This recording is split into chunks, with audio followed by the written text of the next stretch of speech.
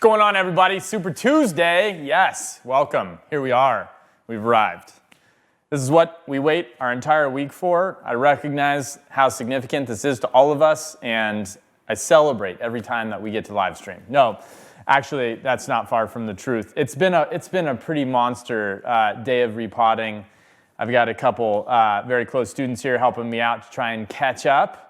And I've been thinking about this stream for almost 4 years now, which is pretty rewarding to finally get to tackle an idea that has been marinating in the dome for a considerable amount of time. But the right material was always the limitation, and we finally reconciled that issue. Raft design, this is going to be awesome. Got Eve on the mic tonight. Hello, hello. Live and in studio. Josh is producing the stream from the eye in the sky somewhere out in the wild blue yonder. And Lonnie and Jesus are on the detail cams in the studio. Ira and Klumpner are eating pizza while we all sit here very hungry at a late hour, starving, and it's making it super challenging to do bonsai at the moment.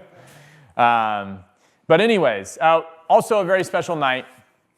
We were supposed to tackle the repotting of the root grafted trident maple, and then BSOP approached us and they said, "Hey, we would like to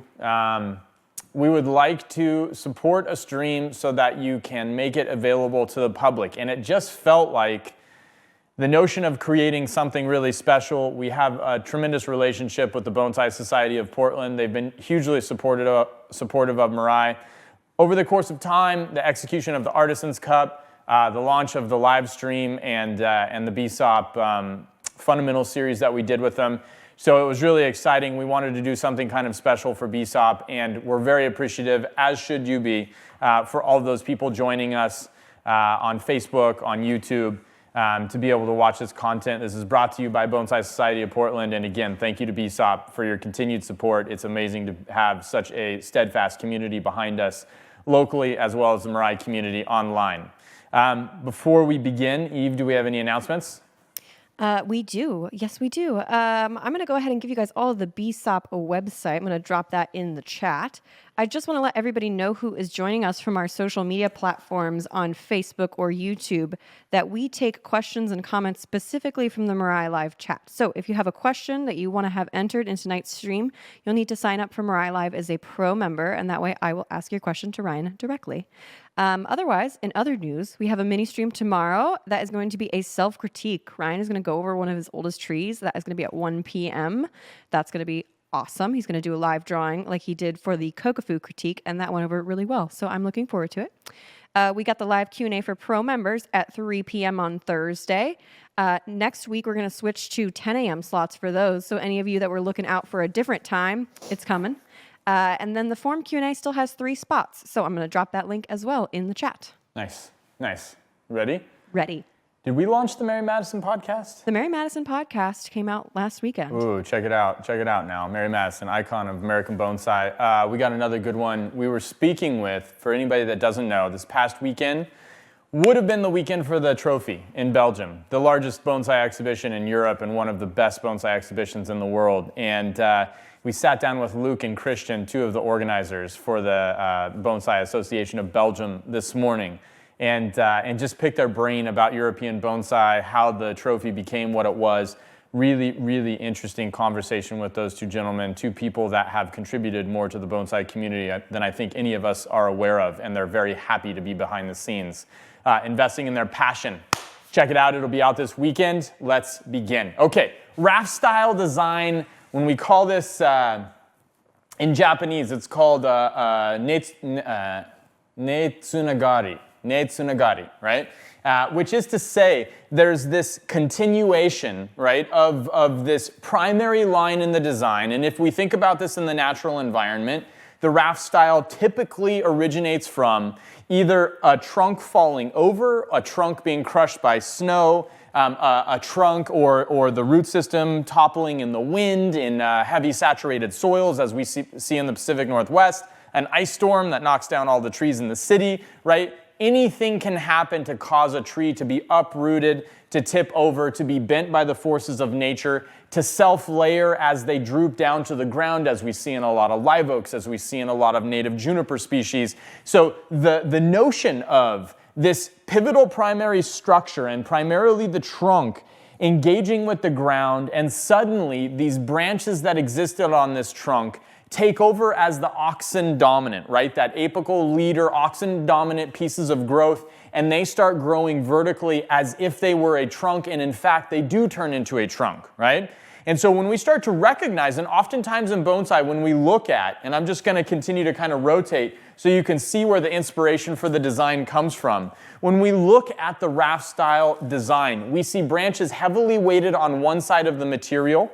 And when we see those branches heavily weighted on one side of the material, that's an immediate indication and notion that the branches on the other side might be an interesting opportunity if they have good movement, if they have a diversity of thickness, if they have a diversity of length, might be an interesting opportunity to potentially utilize that trunk as the connected root backbone of the raft style, and to be treating those branches as independent trunks to execute this very common natural phenomenon. And this piece of material, if we remember back to deciduous material selection, was a hornbeam that I picked up from Tom Roberts at Driftwood Bonsai. And again, when we selected it out of the field, it was one of the criteria of deciduous material selection that I brought to the attention when we're thinking about and when we're going through the opportunities to tap into creative execution in bonsai via unique pieces of material. This tree has a piece of inverse taper right here at the base, right? It does have a relatively good root system that we potentially could utilize, but it would never be a good fundamental bonsai. However, what it did have is it had interesting movement through this primary line of the trunk, and it had all of these branches, different girths or thicknesses to the branches, different planes that those branches occur in, different sizes, different heights, different lengths, and different opportunities design-wise, okay? Now, when we create raft style, one of the things I think that is a limitation is we tend to think too small. We think about a straight trunk, we think about branches on one side, we lay it down, straight trunk, branches on one side, we've created a raft. But what if we can build on that concept? What if the raft grows to the foreground and to the background? What if we create this entire ecosystem out of this structure? This is the exploration that we want to engage with tonight, okay? And so, for example, when we start to look at this, right, we took this out of the grow bag. We saw that the root system was going to be conducive. In fact, I think I can ultimately handle this root system to utilize the native root system. We have areas where we're already getting some roots that we're engaging with the ground, kind of popping out of the trunk. The tree is ready to become a raft. But beyond that, we started looking at this meandering nature of the primary line, and we started thinking about these branches that lay out laterally. Is this going to be a trunk here, or do we lay this into the ground? And do we utilize these smaller branches as trunks and get this primary branch to also root? This is where we take the raft style and we grow that concept. We grow that opportunity to truly create this massive, expansive ecosystem, as if it were, say, a grove of Populus tremuloides, aspen, right? Or as if it were a connected form of some really aggressive variety of tree. But instead, this is an ecosystem developed from the toppling of a very massive, prominent piece in the natural environment. Okay, so as always, when we talk about multi-trunk forms, we're saying, listen, different girth, different spacing, different planes, and different heights. These are our four criteria to having multiple trunks engage aesthetically and in a pleasing fashion in a multi-trunk form. And because this is such a mess, I want to start with establishing the primary line of my design. Now, the primary line of my design ultimately in the end game is going to have roots coming off of it, is going to be semi-submerged in the soil, but it's very, very visible from this current location. And in order to plant it correctly, I have to design this tree first. And so I have my thickest trunk out here, 3/4 of the way out onto the actual primary line that will become the backbone of the roots. And then I have the finality of this piece that kind of hangs out here in the balance, and I need to bring that back towards the foreground so that the structure of my connected root Again, much like the orientation of the apex of our tree embraces the viewer, also the front of that tree and the root system of that tree, or these trunks closest to the root system, embrace the viewer. This is how we begin the process, and I'm going to start through the organization of this by applying primary structural wire to these two pieces to set the tone for the design, okay? I'm going to open it up to questions while I'm working through this initial piece and kind of getting some organization into all of this kind of bramble that we have here. And then once we start to obtain that organization, we're going to dive into the foreground, background, and lateral extensions of that connected root form and really see what we can accomplish through that exploration. All right. Well, we don't have any questions yet. Knock on wood, they're coming, I'm sure. I guess one main question that I want to establish is what necessarily is a raft? What defines a raft? What makes a raft? Yeah. So a raft is a tree that has multiple trunks originating from the original trunk of the tree. Okay? So it is to say that trunk self-rooted in the soil, and from that the branches then started to take over apical dominance, grow vertically, and become trunks themselves, right? So it's a self-rooted trunk whose branches give rise to a multi-trunk form. That is a raft. So what we're seeing here in terms of the conceptualization of this piece is not the finality, because there are no roots that have taken an established role in terms of vascular transport on the trunk of this tree itself. That's the second step of raft formation, is to come back in and to get this trunk to actually root. And a lot of us in raft formation and raft design typically start by rooting the trunk, and then we begin the design process.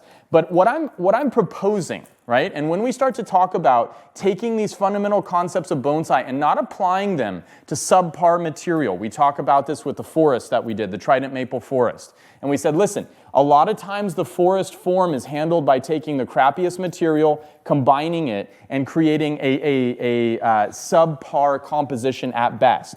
Well, the same thing with a raft. A dead straight trunk with branches all on one side, we lay it in the ground, we get it to set root, and then we see if we can make something quasi-quality out of it. That's not the most effective way to utilize the raft form or this natural occurrence and to reflect it at its highest possible aesthetic value.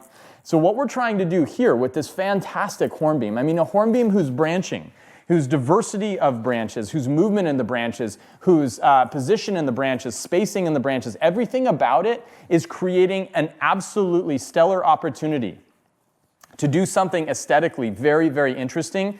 How do we go about the process of creating a raft that's going to elevate the level of the style? We give rise to the structure and the shape first, and then we start to conceptualize the creation of the root system around it. So this is part one of the execution and creation, and this is the design and styling, the consideration of spacing, the consideration and handling of the trunks, the consideration and handling of branches or their capacity to contribute to the overall extended root formation that we're going to be seeking and striving to achieve as we start to lay this piece out.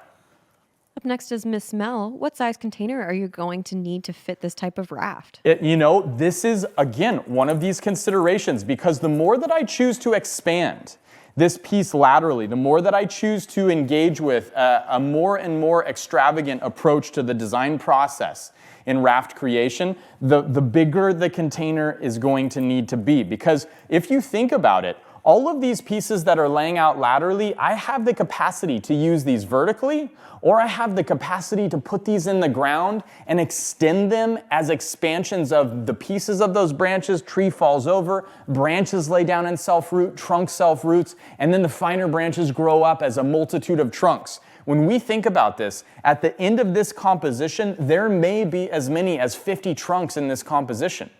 And to think about that, it's like, wow, that's going to be a lot of work. Yeah, absolutely. But can you imagine, and this is where selection of the material in terms of raft construction and design is such a pivotal component, right? Because it's not just about having branches on one side of the tree. It's about having a really nice small leaf variety that we can accomplish scale with. And that can pursue or encourage us to pursue a little bit more of a design where we expand laterally and we use the smaller pieces to represent trunks. We talk about a species that can highly ramify as the ability for the raft to really develop the kind of scale and proportion that shows that larger scale and scope of growth in miniature. And so we start to see, beyond just this notion, there's a lot of criteria beyond just the function of the trunks, the spacing, the height, the girth, the plains and the fields that this tree engages with, there's more. There's more to the raft creation and design that we can consider. And we can go as deep as we want to go in the design process with the execution of this concept. Tonight, in laying this out, this is going to dictate the size of the container that I need.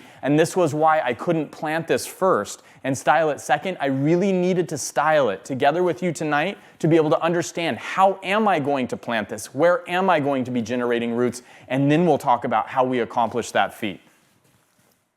All right, let's see. Up next, we've got Sarah. Sarah wants to know if you can talk about the types of species of trees that work best for this technique. Yeah, absolutely. So I think in terms of raft, the opportunity to create rafts honestly exists with almost any species, And oftentimes when you see it in Japan, raft style trees occur with, a lot of the times they occur with pines, and especially pines that were grown in the field.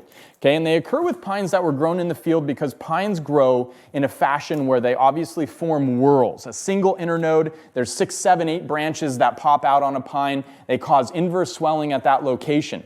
But in the field, where a pine is growing very rapidly, you can very effortlessly ground layer a tree, which is to say you can bring the soil line up to the location where you want roots to form. You can cause a little bit of injury to the cambium layer, and in doing so, you can get roots to form by bringing the native soil up to that, by allowing the tree to grow freely, and suddenly you have a tree that has multiple trunks at that location of the whorl. And then if you think about growing that in the ground, if you take those pieces and you lay those pieces down into the ground, those pieces start to root, and suddenly those pieces rooting gives us an entirely different meaning and an entirely different aesthetic, because now they're lateral trunks.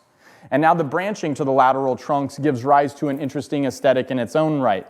And so that's where we typically see it. But if you started to talk about in the natural environment where you see rafts forming, it would primarily be with deciduous trees, because that's where we generally see the capacity for these trees to formulate their own root systems when the trunks topple. We see those root systems kind of give way to inclement weather. We just had ice storms in the Pacific Northwest.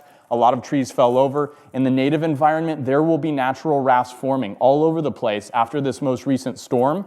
And it is a very spirited stream to think about raft formation after experiencing what we've just experienced in the Pacific Northwest, because we've literally witnessed one of the weather conditions that causes the opportunity or gives rise to the capacity for raft formation to occur.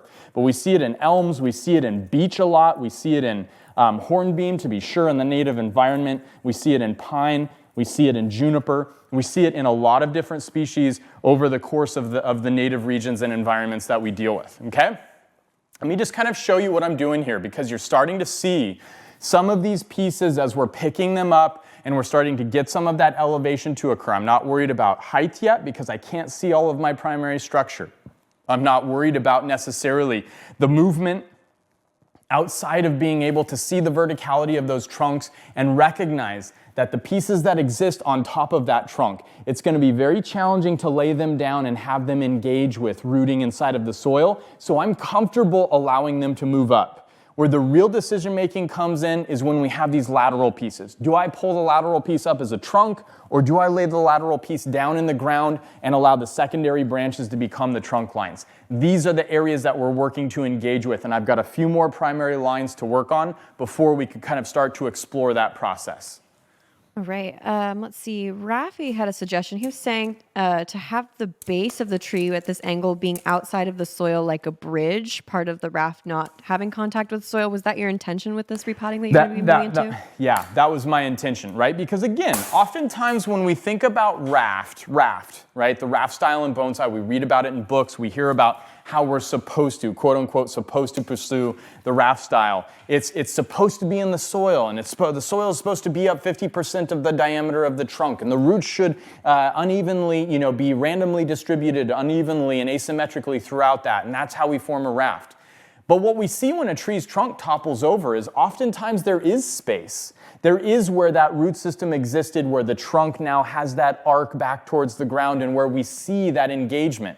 Oftentimes these trees are falling over on hillsides, therefore leaning down the hillside, and then the branches are coming back up the hillside. When you think about the raft style of design, it doesn't have to be a meadow or a picturesque, flat, beautiful, wildflower-covered, mossy landscape. This could be occurring on a sheer slope, a cliff. This can happen anywhere, anytime as a natural occurrence. And I think this is one of the most unexplored concepts artistically and creatively, as well as horticulturally in bonsai, because this happens constantly in the native environment. Ira's sitting here. Ira's from Las Vegas. Outside of Las Vegas is a wonderful place called Mount Charleston.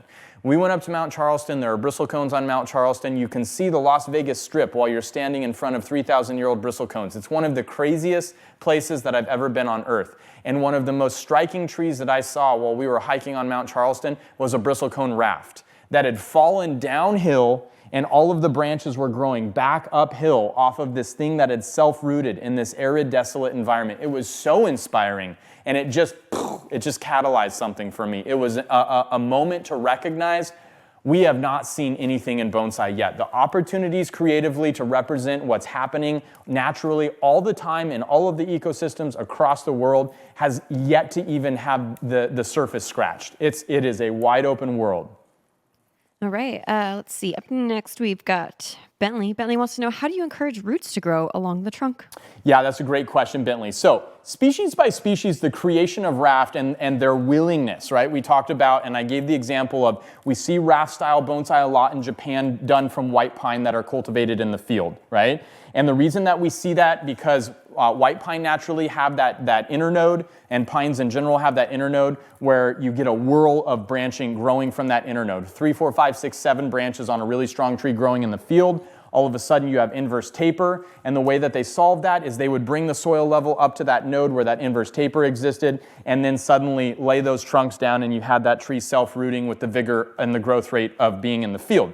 You can't get a pine to do that in a container. It will not do that. It cannot grow fast enough, and it will not work, right? So for a pine, how do you get roots to occur on the trunk? You have to be growing it in the field to create a connected root if you're going to do it in an artificial fashion, okay? But for a really high water mobility tree, like a hornbeam, like a beech, like a maple, like an elm, right? Just having the contact of the tissue, the vascular tissue, and the exchange of water that occurs through the bark, through the phloem, and the cambial layer having access via the lenticels, which are pores that exist inside of the trunk, you automatically have an opportunity just by the contact with the ground, the balance of water and oxygen, the presence of that environment where there's a lesser degree of photosynthetic productivity, but a higher degree of moisture content and stimulation of those cellular division fueled tissues in the meristems. That is how we encourage root production to occur. Now, when we plant this in the box, and let me just show you, I'm just going to continue to kind of highlight where we're at. You can kind of start to see some of the trunks popping up now. You can start to see some things, organization beginning to be achieved, right? When we put this into the box, we are going to scar or wound just slight little sharp razor blade nicks that we cut across little nodes or junctions or bumps on the trunk that would naturally give rise to a beautiful piece of root formation. We're going to put rooting hormone on some sphagnum moss. We're going to put sphagnum moss around those regions, and then we're going to cover the entire composition with soil. Balance of water and oxygen gives rise to root growth. With the exposure of the cambial layer and that rooting hormone, we get the production of roots in these very high water mobility species in the deciduous genre. That is literally the extent that it takes to get this piece to root, and that is how we're going to go about pursuing it. But first and foremost, again, we have to know what pieces are going in the ground, what pieces are going to be trunks versus rooted sections of the primary structure, and where are we going to be placing these to create the greatest amount of impact in this three-dimensional effect of root formation in the raft style, okay? And so that kind of brings me, and let me just go ahead and take this opportunity to create sort of the first, and I think a really good moment to sort of end the raft and begin the concept of design, okay? Because I've given rise to the upward formation of this piece at the very tail end, or the very far right side of my raft. And you notice I have another branch down here that has a lot of ramification on it, and it's a very high quality piece, okay? But at some point, I do have to end this continuation of the lateral pursuit and the continuation or perpetuation of this rooted formation in the layout that we've achieved. And One of the reasons that I see this being a great termination to a raft, right? And this is not a rule, but this is a choice artistically as well as sort of the conversation or dialogue you're creating, is because this has a natural upward angle to it. So I'm not fighting the natural behavior of the tree. And just behind it, I have this incredible lateral layout that occurs right here, right on this really prominent piece here. Now this lateral layout piece, it comes towards the front of the viewer. So instead of trying to bend all of these trunks forward, we said, listen, in the beginning, just like we want the apex to bow towards the viewer, we want the trunks on the left and we want the trunks on the right to also have an orientation towards the viewer. If I stop this lateral elongation here, and I move to this as kind of the last insinuation of trunk at the very far right side of my composition, it allows me to utilize this very well-placed lateral branch as a continuation of that primary rooted piece, and to utilize this tip as the far extent where I raise this up, it becomes a trunk, and that is going to be that tail end and that tapering effect of that raft formation and the finality of that piece. So I'm going to start this process just by removing and stopping that lateral movement, and then taking the time here with the wire that we've applied to go ahead and put some interesting contortion into this piece that allows us to engage the ground and engage that concept of the continuation of that rooted environment before I go ahead and make that move to raise this piece up and pull it up out of the ground. So the moment that I pull this up, that is where my roots are going to occur, the piece that I created that movement in. And because we have such interesting movement throughout the composition, I want to carry that interesting movement forward, both in the pieces I put in the ground as well as in the trunks that I pull up. Oof. Little crack, pop, snap. Snap, crackle, pop. Snap, crackle, pop. Pop, snapple, crack. Okay, all right? And I like that piece. I like that piece, and I like the undulation of that piece. Now, a lot of us are going to say, well, don't you have to create a flat piece so that you can plant it in a pot? No. We have this undulation here. We have undulation there. We have undulation through every piece. We may as well carry that undulation and cultivate roots in those high points and low points, and then we can come back once it's rooted and we can select which roots we want to continue to cultivate, much the same way we're selecting the trunks and the branches, okay? So that's a really nice kickoff to the design to have made that decision, because now we start to function inside of a system. I see where my length is, I see where this piece is in the ground and pops out. I now have this other lateral piece. I think I want this piece to expand in the ground and be rooted as well. Why? Because I've got this beautiful piece behind here that I think picks up and occupies the space that exists inside of these rooted portions here, and I start to form that sustainable design by making those decisions that allows me to maximize the opportunities that I can achieve inside of raft creation, okay? Now I'm going to talk to you about one that I've been kind of mulling over, because this piece right here, and Jesus, can you just focus in on this for a minute? This piece right here is a really magical piece inside of the design, because notice how I have so many different sizes of branching, lengths. I've got complexity inside of this. This is a highly ramified piece, okay?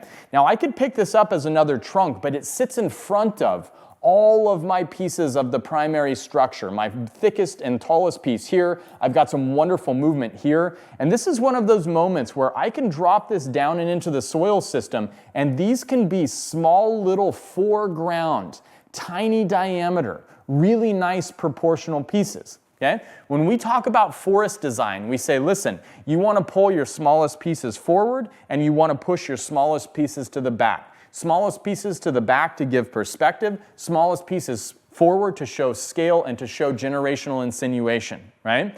This is my generational insinuation. This is my sense of scale in the foreground. But to utilize this, I have to give this rotation, and I've got to bury that into the soil. That becomes my next structural move, right? So by establishing the length, by determining the function of these two pieces as rooted portions of the primary structure, I'm now starting to work out the nuances of whether I raise or whether I lower and bury the different portions of ramification that exist along my primary line.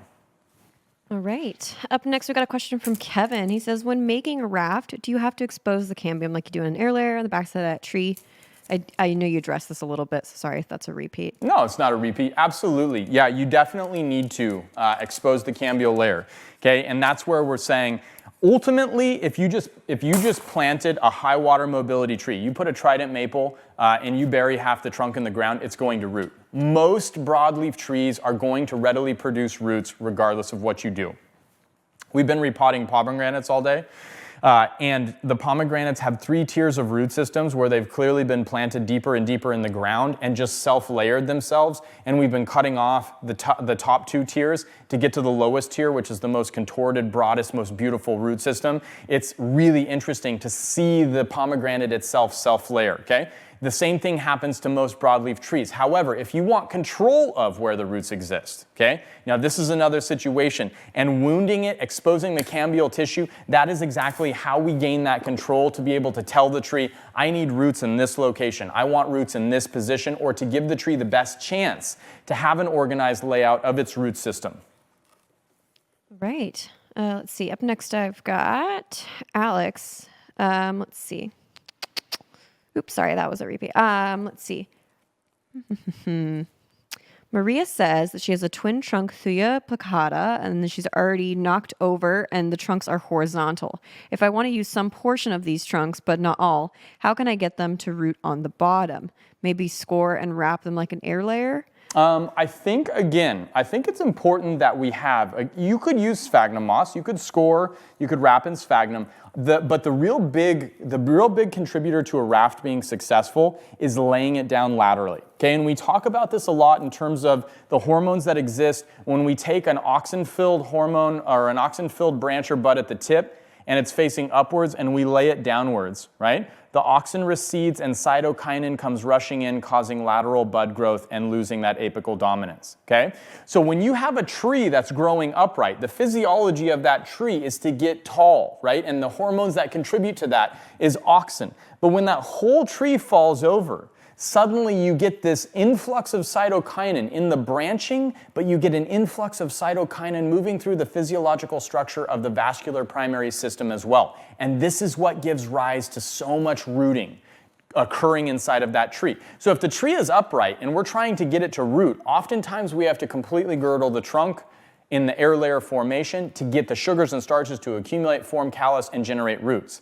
In a raft formation, just by laying it down, covering it with soil, wounding it potentially, that is how we generate that kind of hormonal content that allows the application of the technique to give rise to the presence of those roots in those random areas without fully air layering the piece. And that is where I think laying it down laterally is the first step in raft formation that we all have to understand and engage with. And again, right, to lay this down and to get it to root, that's fine. I would have had to have cut off a lot of the branches that I'm wiring right now to be able to plant it, to be able to make sense of it all, to be able to have it be sustainable in terms of design and photosynthetic capacity over the course of time. But by laying it out first, what I'm giving myself the opportunity to do is to utilize more of the structure as an expansion in terms of the footprint of the raft, to be able to really dig deep and start to engage with the aesthetic of the style and what's possible in the natural environment. And again, I want to really stress the connected root form. When you talk about the most common connected root form tree species that we see, Populus tremuloides, the aspen, right? Now, it doesn't necessarily mean that aspen and the root raft style forms from a tree falling over. They form from root suckers being perpetuated and occurring from the parent root system that generate into trunks over the course of time, and those trunks continuing to give rise to more roots, and those roots giving rise to more trunks, and those trunks, right? To the degree that the largest living organism in terms of its footprint in the world is Pando. It's a Populus tremuloides forest outside of Park City, Utah. The whole thing, an entire mountain of aspen, are all connected to the same root system. They turn color at the same time every year, one uniform color, one uniform trigger, one uniform spring push of growth. It is a really impressive thing to witness and to see, right? But to think about that footprint, expanding that footprint, that's why we have to go through the process of styling and design. Okay, now there's an issue. If we just think about this, some of you might be asking yourselves this question. Maybe some of you are too bashful to put it into Eve's queue to say, well, if you're wiring this and you're going to cover it with soil and you're going to bury this, isn't the wire going to dig in? Like, isn't this going to be a problem? And the answer is, for all of those that thought that might be a stupid question, absolutely. This is a total nightmare.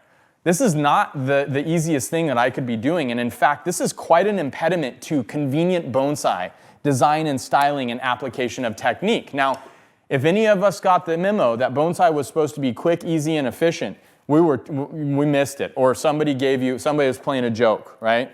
This isn't about sort of convenience. I'm going to have to come back in because I want to facilitate maximum growth, maximum sugar starch productivity. If I want the maximum product to occur in terms of growth and the achievement of establishment of roots, right? So that means I'm going to have to tease away that soil. I'm going to have to look at how much those roots have thickened. I'm going to have to take the wire off by cutting it. I'm not going to be able to get it all off. I don't want to damage the new roots that have formed. It's going to be quite a chore to go about the maintenance process of being able to handle this now that I'm putting wire on it and I'm going to submerge it and ask it to grow roots. However, right, in terms of creating the best possible raft, with this material, this is what it takes to be able to guide all of these pieces and give rise to that more expanded network and that more expanded footprint.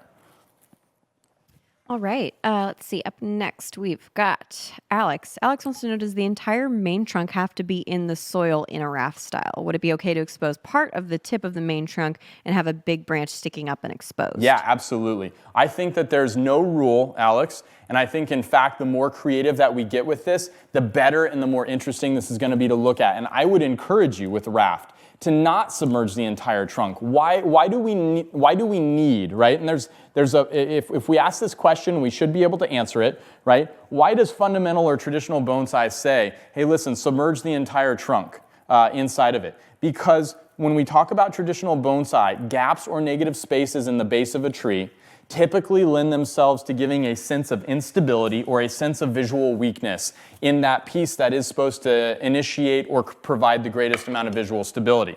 So when we say, listen, bury the whole trunk so that you don't see any gaps or any spaces, it's to say, listen, bury that because that is what gives us maximum visual stability. But if we're talking about creating the most interesting natural representation of a phenomenon that occurs commonly in the native environment, commonly in a lot of ecosystems over the course of the world and tree species in general, then we have the opportunity to go ahead and say, yeah, that's cool and all, but how about we do this instead, right? And I think that's where we start to tap into some of the more interesting, wild, and some of the more inspired and creative opportunities to maximize this growth habit and the characteristic that these trees possess to be able to execute the continuation and perpetuation of survivability in this circumstance. All right, let's see. Up next, we've got Danny. Danny wants to know, will this composition be started in a grow box or will it be potted in a container? That's a great question, Danny. I was asking myself that same thing. I think it is very, very challenging when we start to try and propagate roots on a raft to get it done inside of a pot, right? I think we need that grow box environment or more rapid water oxygen exchange, the ability to utilize a little bit more of a high nutrition application to let the tree grow freely and create a tremendous amount of photosynthetic surface area, grow a lot of leaves, get a lot of sugar starch productivity, create traffic in the vascular tissue. I'm going to be making a box for this. As much as I would love to put this on a stone or on some kind of rugged landscape insinuating piece, a piece of dead wood or something like that, that really, pretty cool, right? Create that environment. I'm going to start in a pot and I'm going to make sure I have the roots to do all of the edgy, really creative, aesthetic things first. So we're going to be cultivating this in a box. Now, I'm at a point here where we're at a crux to discuss some of the concepts of raft creation and design. Because on that right side, and you can kind of start to see what's happening here, we're picking some up, we're laying some out, right? I haven't come back to this area, which I think when we pull this back in here, we're going to start to see this really come to life. But you're seeing the determination and that lower platform of roots starting to form. Okay, I have this piece right here, and these two pieces are of similar length, they're of similar size. And this is where we have to make some really educated and intelligent decisions in raft style design. Because if I pick this up, and let me just show you really quick what would happen. If I pick this piece up and I have the exact same length and I have the exact same angle, those two pieces as they engage with the design right there, I have lost the creative formation and value of the asymmetrical, informal, and unpredictable nature of the raft, okay? So when we have these opportunities, one of the biggest challenges to raft style formation, again, different girths, different spaces, different planes, different heights, okay?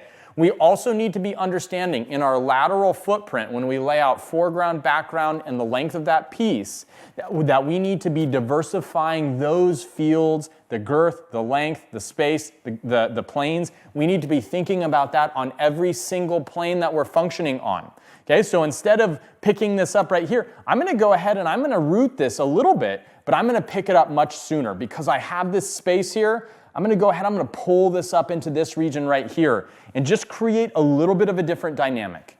Just create a little bit of that different dynamic. Notice I pulled this up into this area. I'm going to root the very base of it. I'm going to root this all the way out to this elbow. And that creates some interest there that we can play with and that we can start to build on in the design. All right? I'm going to move to these pieces, and then I'll function on the backside to give depth. Once we have the primary structure set, we're going to be able to see it. I'm going to start pruning and adjusting length. We're going to start talking about branching. We're going to start determining what is going to be a trunk versus a branch, and we'll continue to perpetuate and work down the different secondary, tertiary fields of growth to really refine our concept for this design. We got an interesting question from member M. How has this concept, design, execution, etc., changed since the inception of the idea? Changed since the inception of the idea. For me? For you. For me. You know, here's the thing about bonsai design, and I say this all the time. When we're in the field, when we're selecting material, you cannot design a bonsai in the field. You cannot pick a tree and know what it's going to look like in the field. You can see merits, you can see strengths, you can see strong points, you can see characteristics, you can see qualities, you can even have ideas. But it's not until we start to talk about the styling process and when we put that tree on the turntable that we actually get ourselves into a point where we're in the mindset to be designing. And so for me, with this, all of the raft formation is hypothetical. I definitely have things and pieces that I am conceptualizing in this, but now that we're designing it, it is becoming a different thing because my mentality is now focused on the actual application of design and achieving those aesthetic results. And this is an opportune time to take a moment to just reintroduce you to the beginning of this material, and you'll see exactly what I mean, right? When we were in the field, right, I had no clue what this could be except for an idea, and now suddenly we're giving rise to it, okay? Take a look at this short clip that we've prepared for you. It'll catch you up on where we're at. It'll help integrate some of these ideas we've been talking about, and it touches on exactly what we were just discussing.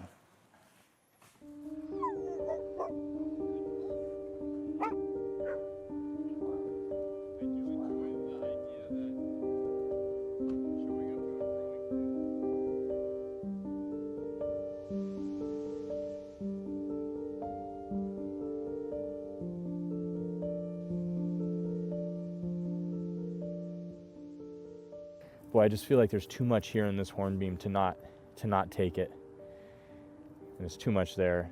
It's too full of potential to not try and explore what we could do with that. We'll take this hornbeam for sure. One of the greater opportunities in deciduous material selection is finding a tree within a tree that other people might pass up, a tree that has had time to mature and develop characteristics and nuances in the field that other material doesn't have because that tree has a critical flaw.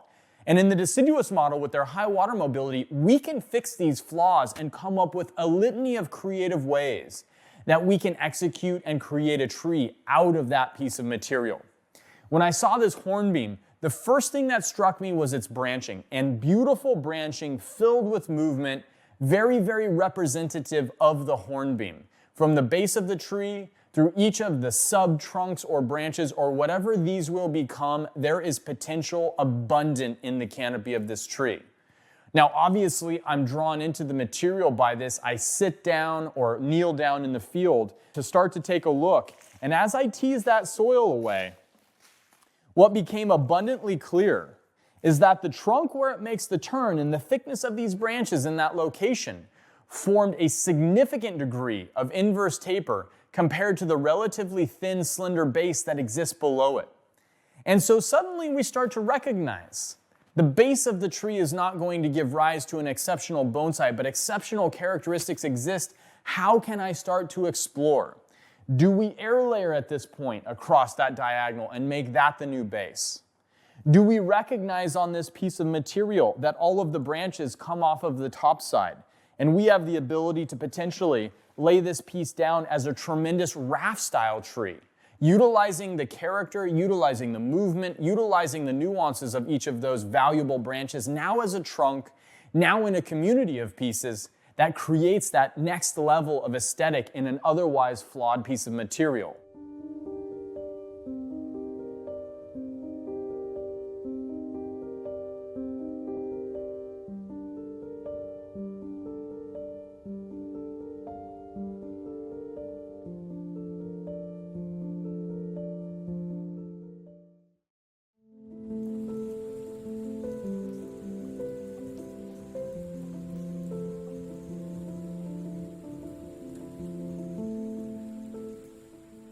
Whenever removing a tree from a grow bag, our first priority is maximizing and maintaining as many roots as possible in the removal of the bag.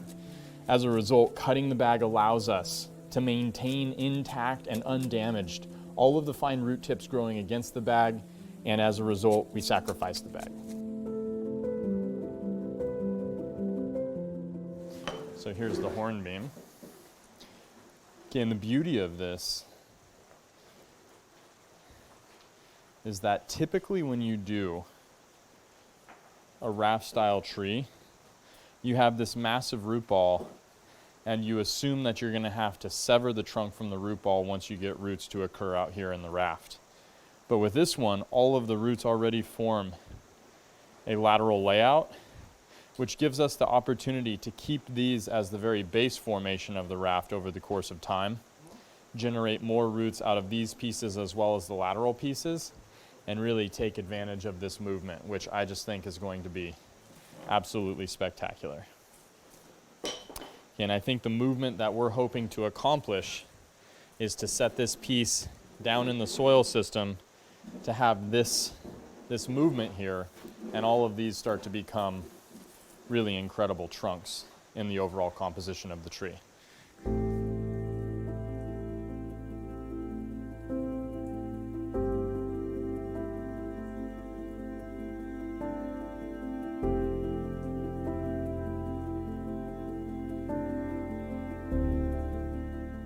When we create a raft, all of these different sizes of trunks are incredibly valuable, and we're not concerned about quote-unquote structural flaws of inverse taper or anything like that forming, because if there's all these pieces coming out of this singular junction, that's okay. We have these differing sizes, and this is what makes it an interesting composition. Now, I'm not going to be dictating height here, but I definitely want to be thinking about the layout of these pieces in these different planes. And I noticed that this one kind of engaging in a field here that's a little bit challenging to utilize.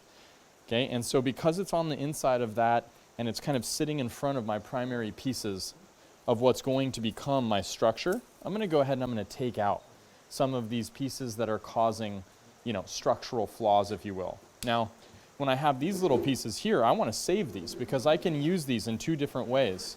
I can set this into the ground and have this be a piece of my raft that actually takes root along this section and then pops up as another trunk. Look at that. I can lay that in, and I can root that entire thing. I'm going to get roots all along here naturally occurring. I can push this into the ground and I can get that to root and pop up right there. It can have little sub pieces that pop up as well. And this is where the wiring of a raft, when we create it, becomes such a significant technique. This piece existing on this plane right here has the ability to be laid down, and look at all of the different pieces of structure that can come off of this if I rotate those. These are all sub-trunks of a raft that engage in the foreground of this tree. And we get that depth, that foreground, background really growing. Okay, but I see some things underneath here that are just kind of small impediments that I can kind of get out of the way. I don't want to take off anything that could potentially contribute to this raft. Notice this piece right here, right? This is existing on the ground. Can I wire that piece up? Do I want to wire this piece in the ground? I'm going to go ahead and I'm going to save one of them. I'm going to say I'll take off that piece, but I'm going to save this smaller piece because those are the pieces that are going to create the kind of interesting diversity of shapes and sizes and thicknesses in my trunk that lend themselves to a really extravagant. This is a very extravagant raft opportunity here, not your standard, because it meanders. It moves forward, it moves up, it moves down. We have a lot of freedom, and the fact that we can plant that piece into the ground and create this raft that has this expansive network and system, this is interesting. Look at the movement that I already have here. Look at the movement that I've already got. The movement here, the movement here, the movement here. I don't need any more. So I'm gonna go ahead, I'm gonna take that piece off. I'm just gonna get rid of that piece, and I'm gonna clarify that line so that I do to some degree start to manipulate the character, the shape, and the quality. But again, I have this piece along the bottom, and look at this. This piece can be brought out, and this can be depth back here. This can be something that becomes quite interesting back in this region of the tree. Just through the utilization of wire and laying this thing out, I'm going to be able to establish some really, really fascinating lines in the design. I look at this and I feel like we have so much going on. We've got multiple pieces here that are going to engage in the expansion. I'm going to go ahead and I'm going to take this off. I don't think that that piece along the bottom really gives us a whole heck of a lot of value. And I'm going to leave just a little stub, hoping that that stub could potentially lead to the creation or generation of roots.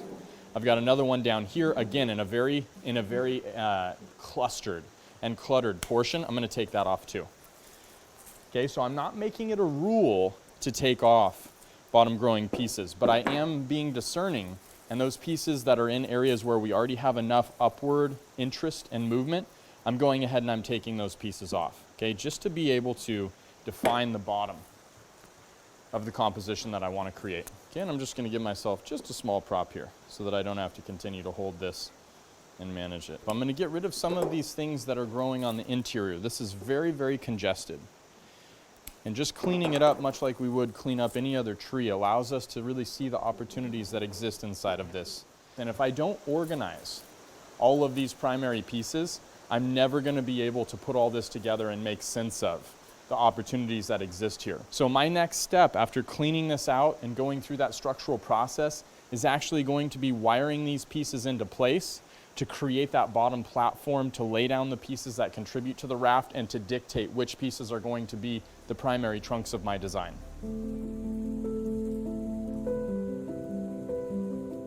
But creating really interesting raft, this is all about innovation. This is all about being entirely and completely creative.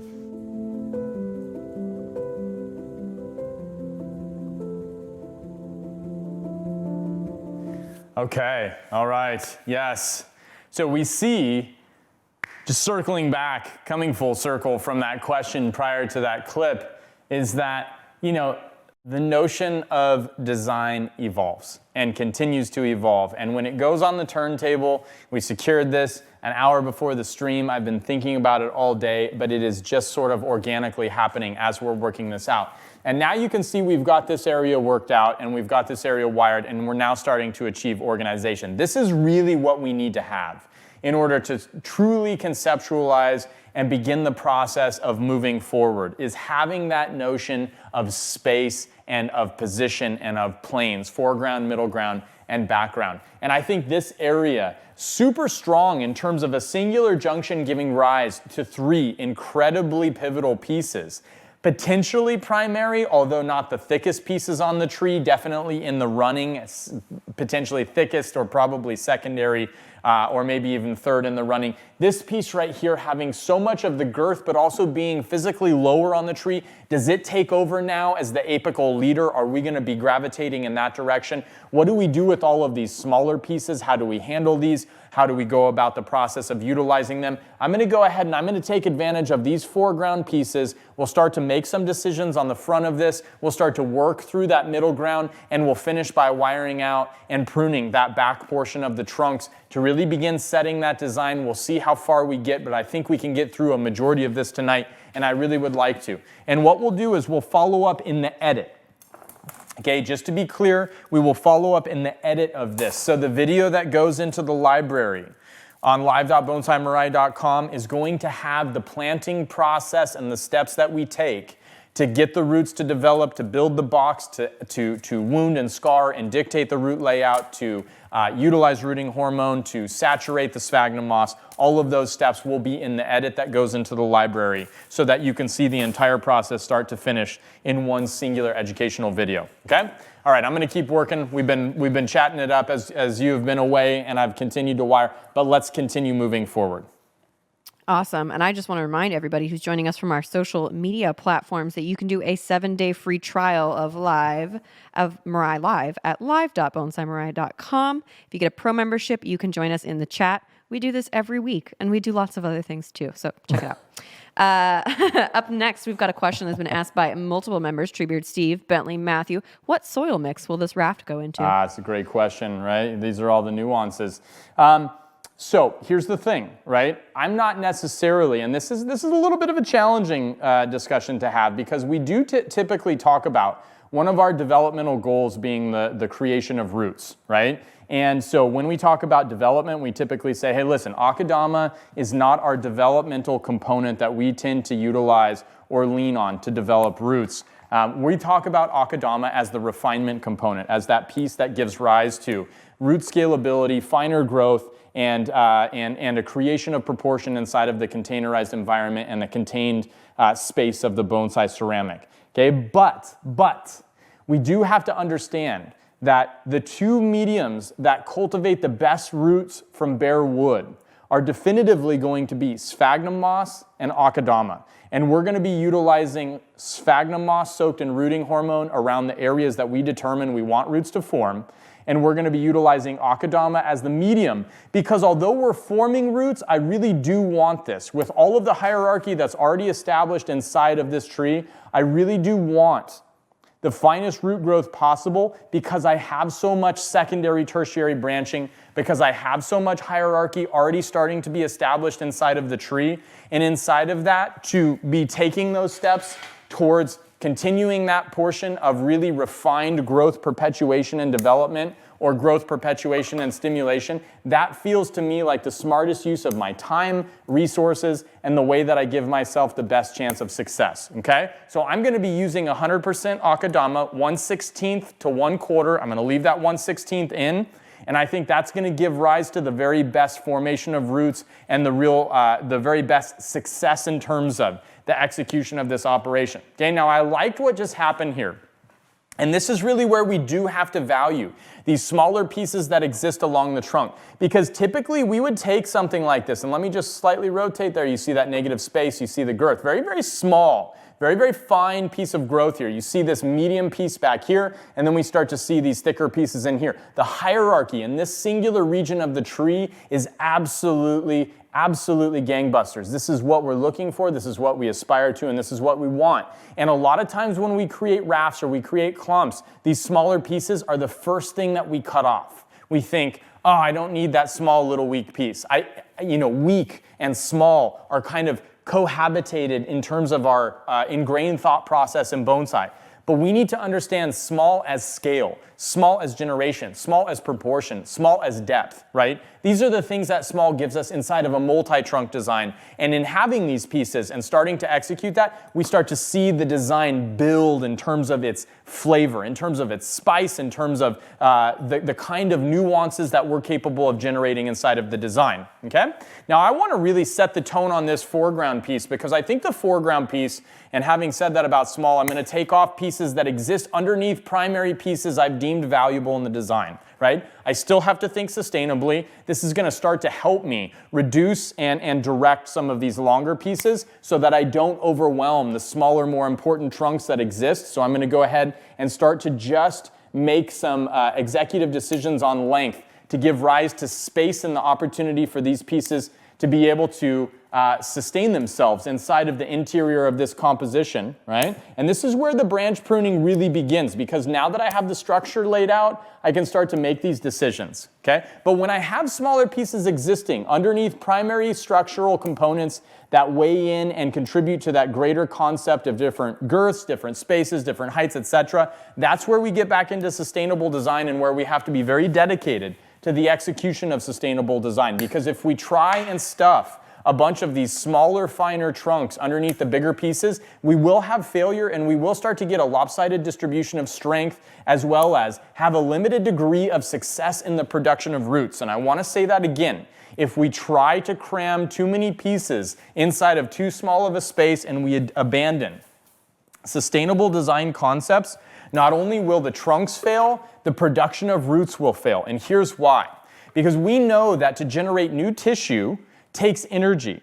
And we know for a tree to sustain pieces that are not contributing at least the same amount of sugars and starches that they're using demands energy. And we recognize that the season that the tree makes decisions on whether a piece of growth is generating the same amount as it's utilizing is in the beginning of fall. So if we're trying to really lean on the formation of new roots over the course of the spring season, the summer season, and obviously the fall season, we really want to be focusing that energy and not wasting it on pieces that are not contributing. So sustainable design in terms of our layout and our selection of pieces is just as important towards the formation of the roots as it is any other aspect of the design component. A major thing that we need to discuss and be aware of inside of raft creation, because by making those decisions, we give ourselves the better chance to form a really good raft. All right, up next we've got Richard. He says, how many years will it take for this raft to get into ramification, and how will you get the trunk to root, which we've talked about a tiny bit, but what does that look like, timeline on ramification? Yeah, timeline. I think, so I recently had a really talented student, Steve Carini. He's a bonsai practitioner in Milwaukee, Wisconsin.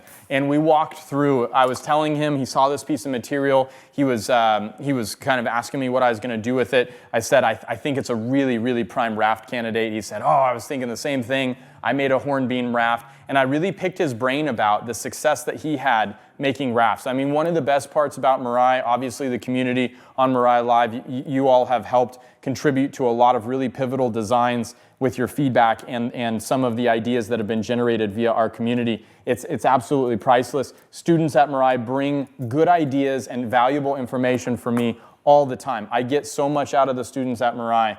He walked me through his process, and he had everything time-stamped. We're going to include the pictures for his hornbeam evolution in the edit, along with how we go about planting this and stuff, so that we can illustrate in the edit that's going in the library a visual representation of what we should expect. Okay? And Steve was kind enough to share his project with us. But basically 2 years, I plan on having a very significant root mass if all goes according to plan and I'm as skilled at the creation of a raft as Steve is. We should see roots and we should see the capacity to start to really dictate the shape and the root structure right around that 2-year point. And that's what I'm expecting and that's what I'm kind of looking forward to. Okay? Now this is a challenging moment in the design of a raft because we talk about this notion of how far forward and how far backwards. And this is a conversation that exists in all of bonsai design because you can forever come forward and you can forever go backwards. Doesn't mean that you should, right? 2 drops is good, doesn't mean 10 drops is better. We really do have to be measured in terms of our use of those fields and those lengths that are coming towards the viewer and moving away from the viewer, okay? And so as I'm kind of engaging in this area here, I want to make sure to be mixing my heights, but I also want to kind of draw that line of where I no longer feel like that field or that plane is adding to the design by moving forward. And I'm going to go ahead and I'm just going to show you. You can see the trunk starting to form here. Really, really interesting how the raft is coming together. But let me go ahead and walk you to the side and you can see how far forward that composition is coming. Okay, you see how far forward that's coming. Now that might be a little bit aggressive. And this goes back to the discussion of the container earlier. What kind of container? How are you going to put it in a container, right? Typically when we start to draw something out laterally, in terms of a container or in terms of a composition, we want to pull in front to back and we want to reduce the depth. That's your general proportional shift. So the more we go out, we recognize container dynamics. If we go out, container reduces in depth, right? But as we go out, the other dynamic is we need to pull in front to back, okay? So if I'm going to go that far out, I do have the ability to engage with the foreground, but too much foreground means that container dynamics and the aesthetic that gives rise to lateral value visually It demands that we reduce that front to back depth, okay? And so when I start to look at this, I think we've kind of hit a pivotal moment here where I don't know that continuing to elongate the design to this degree forward is really giving us value. I'm gonna go ahead and I'm gonna make an executive decision. I've got this beautiful little branch right here that I think has a lot of merit. It's a beautiful size. It's a great termination to the formation. I'm gonna go ahead and I'm gonna pull back a little bit. Seeing how far forward that is, seeing what that does to the visual design of the raft, I'm gonna pull back, I'm gonna cut my structural wire a little bit short so that I can make that transition of the pairing of this piece, and I'm gonna go ahead and I'm gonna reduce that length, and this starts to set a really pivotal discussion in the design, because this is going to be my reference now when I start to look at the back of the tree, not necessarily being equal to, but definitely not being longer than the protrusion forward that we're seeing in the foreground and the creation of this piece. So the back, when we start to decide, how do you make those decisions of length? How do you make those decisions front to back? You base them on the proportional shift that you establish as you work through setting the structure, now working on secondary, tertiary branching, and the further carryover of that design. This is giving rise to a guide to how I'm gonna handle the rear portion of the tree. All right, up next we've got Leonard. He wants to know, would you consider multiple stone slabs underneath to give an unusual effect? Ooh, I love that idea. Absolutely. Absolutely. Anytime that you start to talk about multiple and stone, I'm in. It doesn't take much to talk me into wanting to engage with stonework, and I think when you start stacking stonework on top of itself, this is when you start to play on a lot of natural conditions that give rise to interesting forms of trees, plant material, environment, elements, and exposure that also starts to form some of the conditions and some of the shapes that we see in that stone. I like that idea. And naturally, as this thing has kind of started to evolve as we're creating it tonight together, I definitely do see more of a sloped sort of condition, which means I have to create elevation in the planting space upon putting this in its initial container once we develop those roots. And I am seeing, I don't know if stone is right for a hornbeam necessarily, although they do have the ability to tolerate some rockier, drier conditions in certain regions. They typically are a fairly water-loving species that tends to grow in more moist circumstances. So could that be a piece of deadwood, of maybe sort of eroding deadwood or decaying deadwood, or some form of medium that maybe hints or insinuates at a little bit more of a humic-rich environment as opposed to such a rugged stonescape environment? I don't know yet. The beech forest kind of played on that. Hornbeam and beech typically tend to, in the eastern United States, have some synergy in terms of their growth environments and the things that they tolerate. I could definitely see that being an inspirational component, the beech forest, and how we handled that. Ryan is curious if you know what kind of hornbeam this is. This is a Korean hornbeam. And inside of it being a Korean hornbeam, the leaf size, and we understand the leaf size to just be so beautifully small, right? And now you can see, you're really starting to see that network. And let me go ahead, Lonnie, can you focus in on the 3/4 cam, just kind of this plane, and I'm gonna rotate so that you can see, and I wanna show just some of the reduction. There you go. You can start to see some of those trunks working themselves out. Let me keep going. Right now you start to see where we've carried that branch out and where we've brought those secondaries up and given those trunks movement. Okay, and you see how that's working in with that structure. It's starting to begin, right? You're getting the build out of that style. Sorry, Eve, I forgot what you asked me. What type of hornbeam? Oh, Korean. yeah, Korean hornbeam. You got it, yeah. Korean hornbeam, which means it's an amazing leaf size, and proportionally, when we talk about, and I'm glad you brought that back up, proportionally when we talk about leaf size, that starts to create our sense, or at least our field of view of scale. And knowing that it's a Korean hornbeam means that we have the ability now to really kind of push into a much, much smaller trunk formation, a much smaller, tighter branching structure, because the leaf size is going to facilitate the execution of that proportion in a really authentic and believable way in the miniaturized environment. All right, let's see. Up next, we got Chuck. Chuck says, to continue this species-specific line of discussion, I air layered a Fomina juniper last year above a above a focus of inverse taper, and I plan to turn it into a raft. Are there any specific strategies for that species? For example, should I keep the trunk straight and upright, as in Famina forest, or should I wire movement into them while they're still flexible? Yeah, I think that's an interesting idea. I mean, Femina juniper, and when we start to think about this and with a raft, is there the ability to create a rigidly straight raft? Absolutely. Okay, subalpine fir, Abies lasiocarpa. Probably one of the most fundamentally interesting, commonly rafting varieties of conifer. And the raft is a branch drops down, self-roots, and boom, all of the secondaries start growing up like perfect little coniferous trees. It's like the coolest thing. This was part of the subalpine forest that we did on the slabs that was hanging out, right, in the whole Olympic, right? Like that notion of raft formation to that degree, super duper interesting. So Chuck, I think you have opportunities. In Japan, another one of the common varieties that we would see rafts with inside of pines specifically was the Zuisho white pine, because Zuisho white pine will readily produce roots from their trunk when they're very young, and so you would have these Zuisho white pine clumps that were then laid down and they would self-root very easily as a very vigorous, odd little, and we've talked about them, genetic mutation that was actually stronger than the white pine, whereas most mutations tend to be weaker than their parent stock. But some of the most interesting Zuisho white pine raft style pieces were rigidly straight, formal, upright rafts.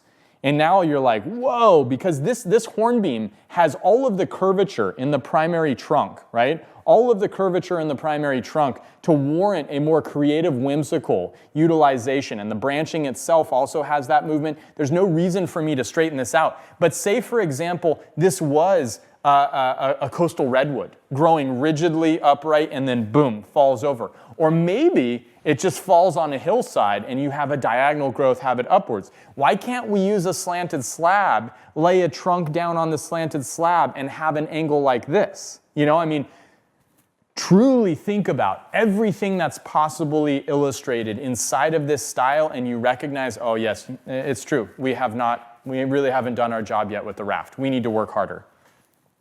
All right, let's see. Sarah wants to check, is the bridge the same as exposing roots in terms of bonsai terminology? Is what? Would a bridge in the root system essentially be the same as exposing roots? I think exposing roots is a little bit different, right? Because exposing roots, now you're removing soil to show those roots visibly, and potentially, depending on the degree to which you remove the soil, you might remove enough soil where those roots start to lignify or turn woody and harden off and become more structural than conductive of resources, okay? But the bridge is exposing negative space underneath the primary structure. Now, the primary structure might be a root. Okay, and that's where we've got to be a little bit careful. Primary structure might be your root. We're talking about having this space exist in the trunk where the roots are here, and we're going to get roots cultivated here at the point where this trunk touches the ground. But I'm going to embrace this negative space because I think that movement is so beautiful there. And again, this is a phenomenon where in this execution of a raft, we are truly representing a tree that has fallen over and the branches have now become trunks. Okay, so I'm going to embrace that. Right? But it doesn't mean that you have to, and it doesn't mean that just because we're doing that in any way we're exposing the roots necessarily as an aesthetic decision or a technical decision.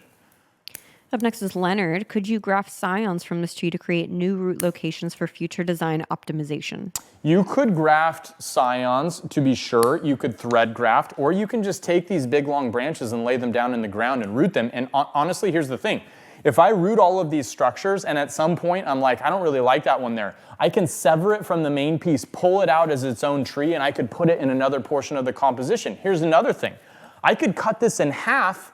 I could leave half of the raft in one pot. I could put half of the raft in another pot, and then I could use the two pots interchangeably to talk about an ecosystem playing foreground, background, giving distance to, or changing the aesthetic or the... I mean, listen. The possibilities are endless. They're limitless in terms of what can be done. Do not accept that there is one way to do it, and do not accept that all possibilities have ever been explored or pursued.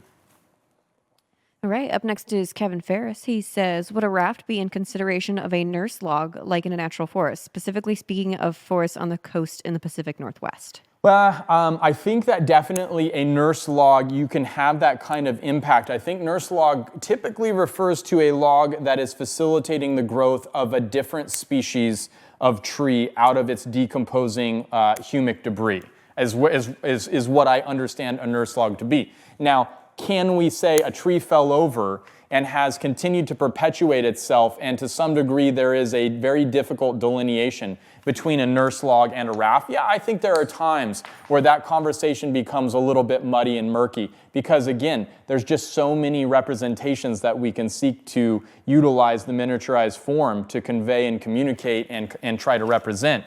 So I'm not as bogged down by terminology. I think that there's a lot of opportunity, and I think the nurse log is another chance and another discussion. I have a few students up in Seattle that are pursuing that kind of aesthetic because it's something that they experience a lot up in the Pacific Northwest forest, and I think it's a worthy endeavor to explore. Okay.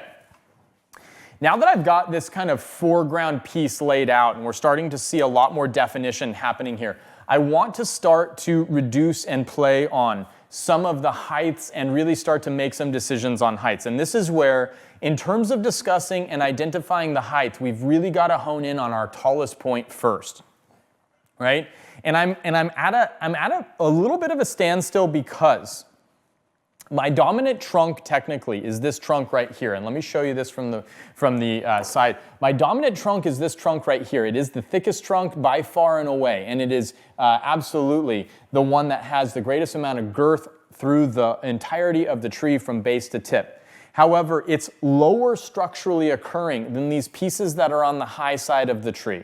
And that's where I'm really struggling. Do I want to take these pieces down and really start to reduce their height and keep this piece a lot higher? Does that make sense? Does that give rise to a beautiful composition? Or do I want to keep these pieces higher, reduce the height here, and have that billowy stair step down of form as we move out towards the right on the piece? And I don't have an honest opinion, but I would really love it if you could help me make that decision, okay? So again, one or the other. We keep the left side high, we reduce the height even though that's our thickest primary trunk, okay? And we have low, high, low again. Or we keep the left side high and we reduce the height even though it's the thickest, and we have high, low. Maybe we go high again on the far right side of the composition to get that oscillation of height. Do we go high, high, or do we go low, high, low? Okay, I want to know. Give me your feedback. I'm just going to do some menial work, pruning, reducing,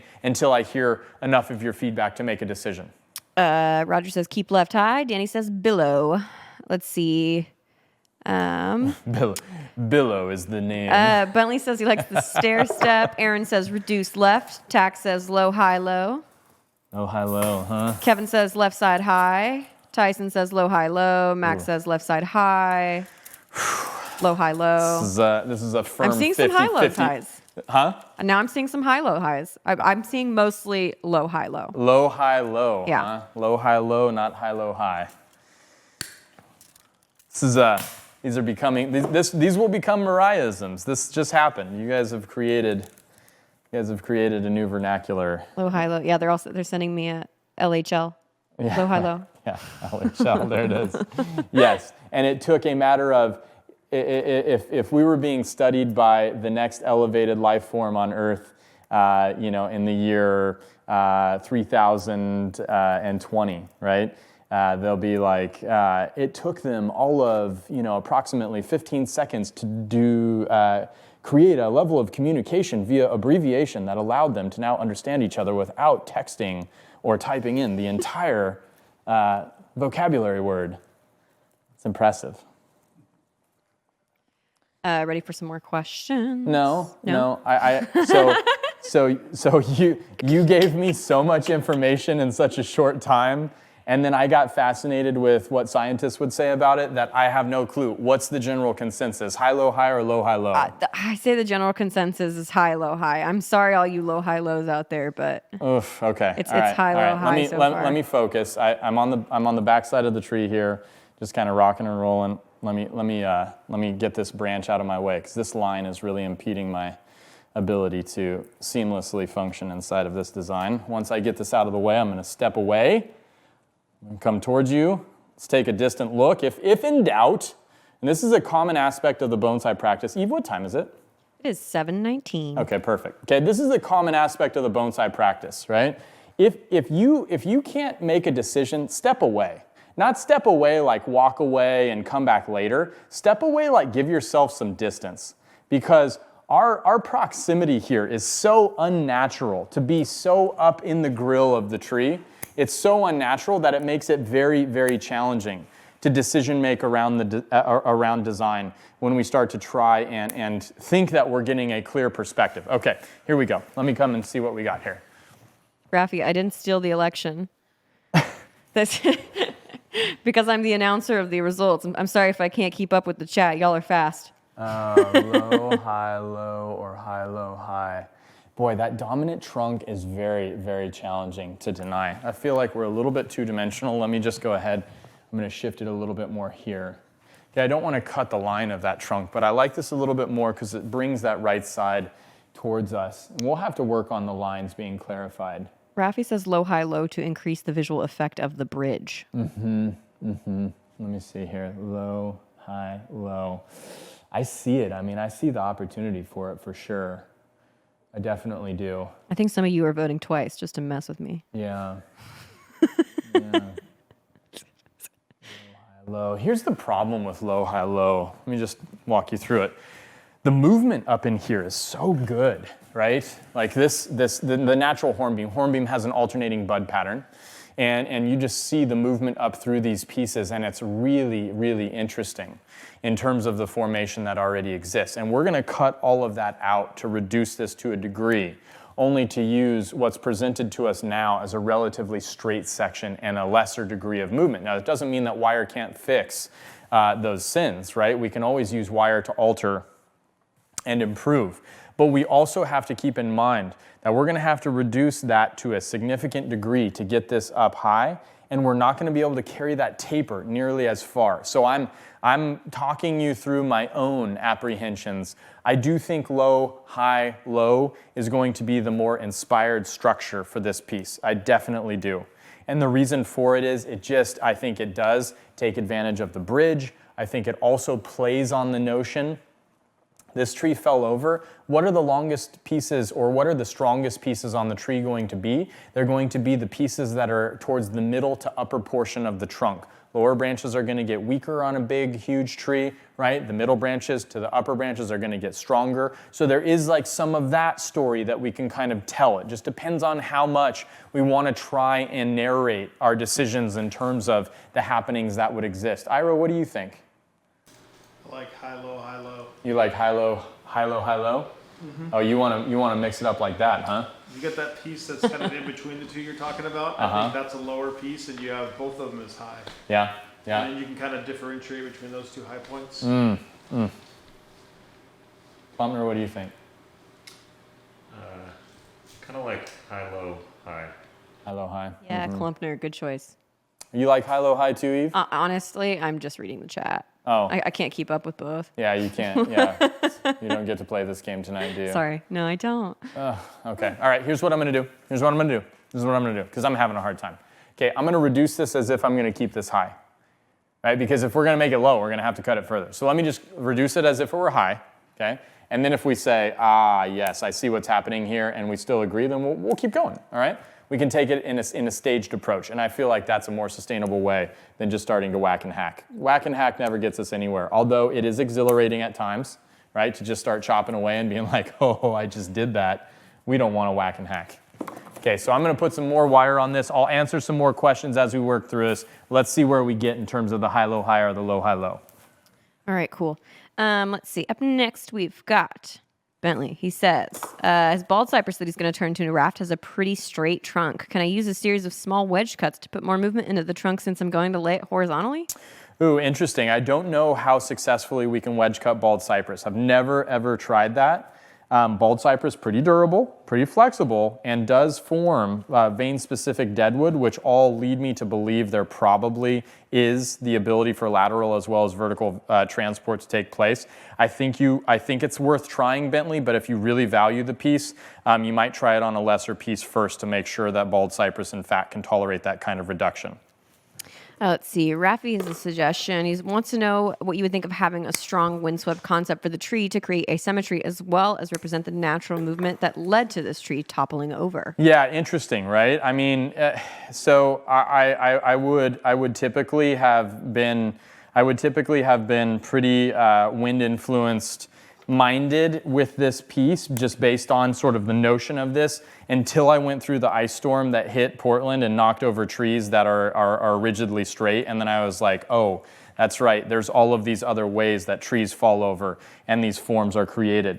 And so the other thing about the windswept is if you take all of the branches and you move them to the right, the space around this portion of trunk where there's a lot of visual value in the movement starts to become so blatantly obvious and separate that it does look like we just took a tree, set it on its side, and kind of pushed. So bringing this back, I actually think is giving it a little bit more of a wild bramble type of a vibe, which I'm really gravitating towards at the moment. Doesn't mean that it's the final design notion, right? But it is something that's appealing to me as I'm working through this. So, you know, here's the thing, when we start to create bonsai, I think the notion that there's a right or wrong, as the Mirai community, you're already aware that that's completely bogus. So we don't have to cross that boundary, okay? And anybody who's joining us on Facebook, YouTube, any of the social platforms, right? There is no right or wrong way to do bonsai. Just let's make that very, very clear and start there in terms of our knowledge and awareness of the art form, okay? But we recognize inside of this that our decisions in terms of bonsai are a product of what we're exposed to. And oftentimes we are exposed to a traditional form of bonsai that has a lot of dogma around it, and that makes it really hard to escape. And a lot of times we are also, maybe as individuals, not knowledgeable about bonsai, but we're exposed to the natural environment, and we say, wow, that would be so cool to be able to communicate or show some of these things in a miniaturized form, which is really the spirit of bonsai when we get right down to the bare bones of it. So for me to have, and the Pacific Northwest to have experienced this massive ice storm, and for that to now be manipulating what I would typically do with this piece in its creation, is exactly what bonsai is supposed to be in terms of my experiences being communicated through this miniaturized representation. And I kind of like that. Although I do like the wind-shaped and the wind-influenced form. This one is ice-inspired. That's where we're going to go with this one. Ice-inspired. Because we just had so much ice. Because Portland fell apart. It did. Let's see. Up next is Bentley. In a raft, is there a concept of a nabari and or sheen? There's always the concept of sheen. I know that we're trying to find that one simple example where sheen does not exist, and I'm not going to give that to you, okay? Because we still have to have balanced water and oxygen. We still have to have the fundamental setup beneath the trunk, which now the trunk is going to change. Obviously, I've got a root mass that I'm going to be taking care of, but the root mass is going to expand, and I still have to facilitate that area. And again, sheen, farthest from the wall, coldest, wettest, and most oxygen depleted, okay, always, because it is the farthest away from where roots are going to be growing and moving water through the system. That is why the sheen is so important. As long as we understand that, we will always acknowledge that the area that is the farthest from the wall, which is inevitably going to be underneath the trunk, is going to be the area that's going to give rise to the greatest difficulty in terms of establishing a balance of water and oxygen, and therefore the sheen will always exist, regardless of whether it's a raft, a clump, a single tree, a forest, etc. All right, let's see. Up next, we've got Matt. Matt wants to know, are you considering this composition to be hanging off of the cliff? You know, this is interesting. It is interesting, and here's the other thing that I have to really admit. I am heavily, heavily influenced in terms of hornbeam and their shape and form by the Carpinus orientalis that Marija Hadžić creates, right, out of Croatia. I mean, her work and that material that you see hornbeam being handled on a grand scale, this is a piece of nursery stock. And let me just tell you, an absolutely banging hot piece of nursery stock from Driftwood Bonsai. Tommy Roberts cultivated this. If you want any good material, you should check out Tom's website or give him a call. He's a really great dude. But when you start to see hornbeam in the native environment and experiencing the forces of nature, and you see the forms that they take on, I think you recognize that it is a craggly, crazy contorted growing tree. And that has had a significant influence on my perspective of the species. I think she is so pivotal to the execution of deciduous bonsai in a different aesthetic and mentality. It's an incredibly refreshing to see her work being so widespread in bonsai right now, because it just has a tremendous, unique character and quality and power, the likes of which, the Rocky Mountain junipers that Randy Knight has been collecting, and I think North American bonsai has become really potentially respected for some of the pines, etc. Right? In that same fashion where we've seen that coniferous boom, the deciduous boom, and Maria being at the forefront of that deciduous boom, is definitely influential to me. I'm taking in her work. I find it inspiring. I find the material inspiring, the environment inspiring. This has some of those nuances, because that has become, again, my digestion of information about Hornbeam is influenced by the images and the environments that I'm looking at, and that's one of the big inspirations right now. So, I'll just admit to that is influencing my filtration system as well.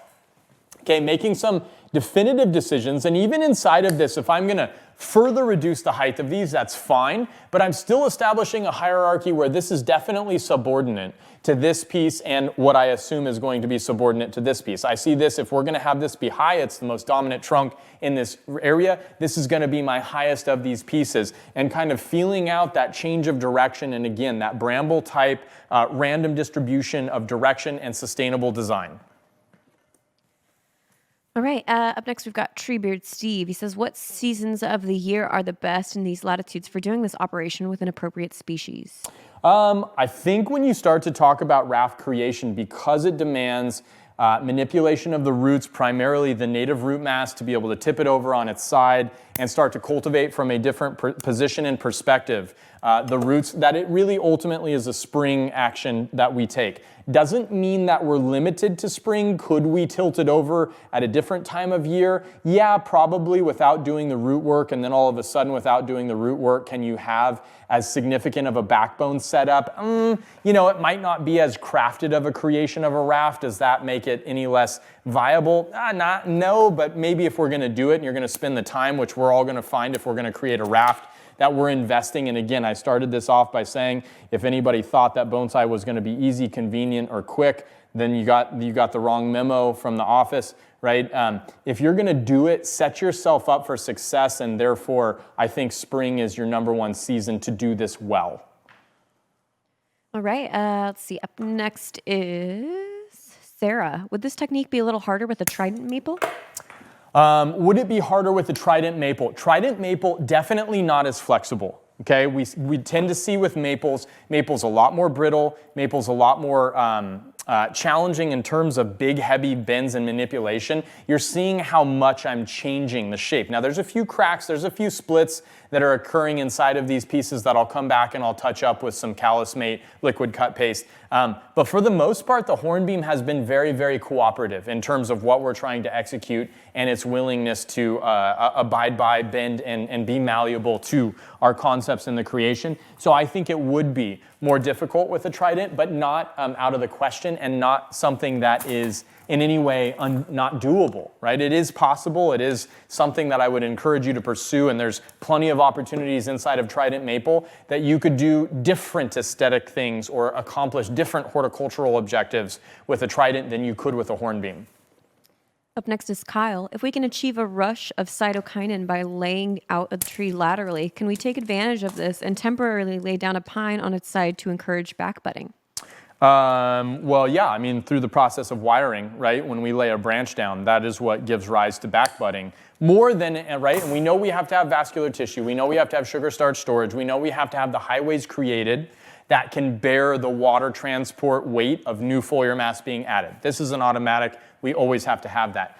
But when we start to talk about just the notion of if we lay it down on its side, can we get a pine to backbud? Absolutely, because with the expansion of vascular tissue and the structural layout, you catalyze backbudding. That's the magical recipe. Those two things combined. And we talk about the fact that you do not get backbudding without setting the structure on your tree. You just simply don't. Not saying you won't like at all, but you will not get nearly as prominent of a backbud production if you don't style your tree. Styling and designing your tree is how you generate the change in hormonal flow to generate backbuds in your design.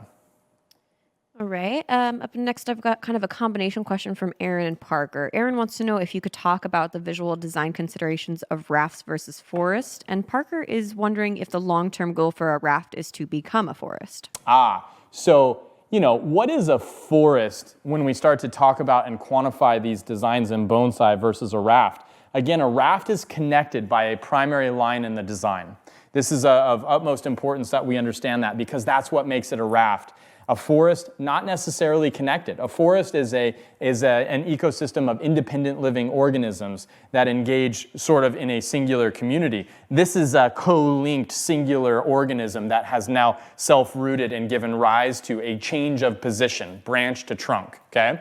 So will this over the course of time become a forest? I guess you could consider a raft, a rendition of a forest, just the same as you could consider a clump style bonsai a rendition of a forest. Yeah, and if we talk about, the aspen, pando, the Populus tremuloides, that grove, I would assume people consider that a forest, and really that's one big huge raft. So there's a lot of nuance there. But I think it's important to understand what delineates the two, just so that we don't get our terms mixed up and we don't start to get confused about what it is we're actually pursuing here. Okay, but I mean ultimately it's all a moot point. If you make something that looks natural and looks awesome, then you can call it whatever you want. As long as people understand what you're trying to communicate and can appreciate it, that's really all that counts. All right, let's see. Up next, we got Kim. Kim says, in the aesthetics of the raft design, there's a thickness journey to the primary tree that provides the illusion of foresting. Are the caliper of the main trunks increased through a whip or sacrifice of these trees? And if so, where on the tree would these be grown? So if you were trying to increase the girth of this, then you definitely would have to let some of these dominant pieces that are put in a dominant position continue to sacrificially elongate. If you were trying to increase the girth of any of these pieces, then you would have to let them specifically sacrificially elongate.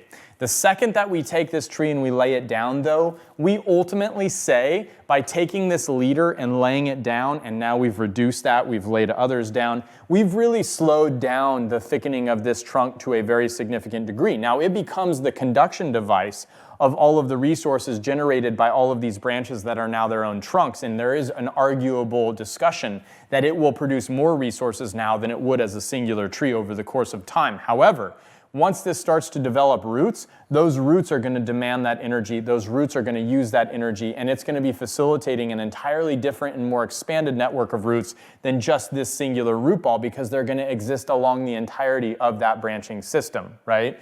And so it becomes this really complex dynamic of energy consumption, energy allocation, etc., and you will not see it thicken nearly as much as it would if you left it a vertical tree in terms of the trunk here. But all of these pieces are going to thicken more because now they've been given a vertical priority as opposed to their lateral original branching position.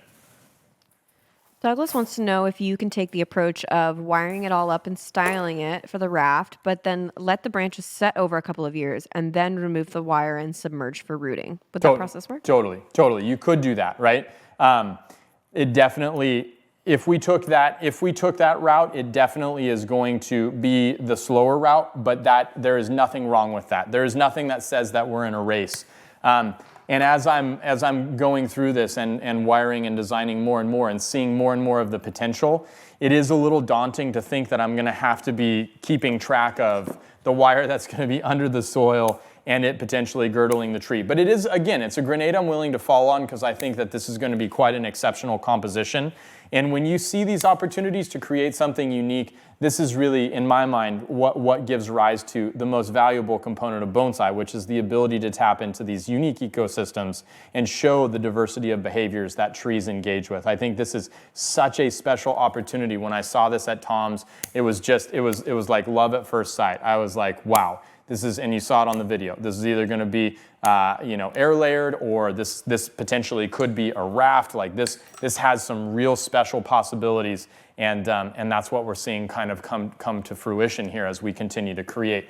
I really get a lot out of finding unique utilization of rather humble material. And this is accessible material to all of us, to find an interesting tree that has flaws, like an inverse taper, but interesting movement, interesting branching, interesting diversity of those components of thickness, spacing, angles, planes, and heights. That automatically, right there, you have all of the characteristics. How you choose to use them, the aesthetic that you apply, that's up to you. And we clearly understand tonight that we have not explored that aesthetic very thoroughly yet. All right, up next we've got Reno David. He says, an interesting point. How about the Benda bridge pot for this? Oh, Reno David. You know what's funny is I was just gonna post on Instagram stories. With all the bendas, we always have to find room for all the pots when we get these big, massive shipments. Quite a few of them have sold, so that makes our life easier.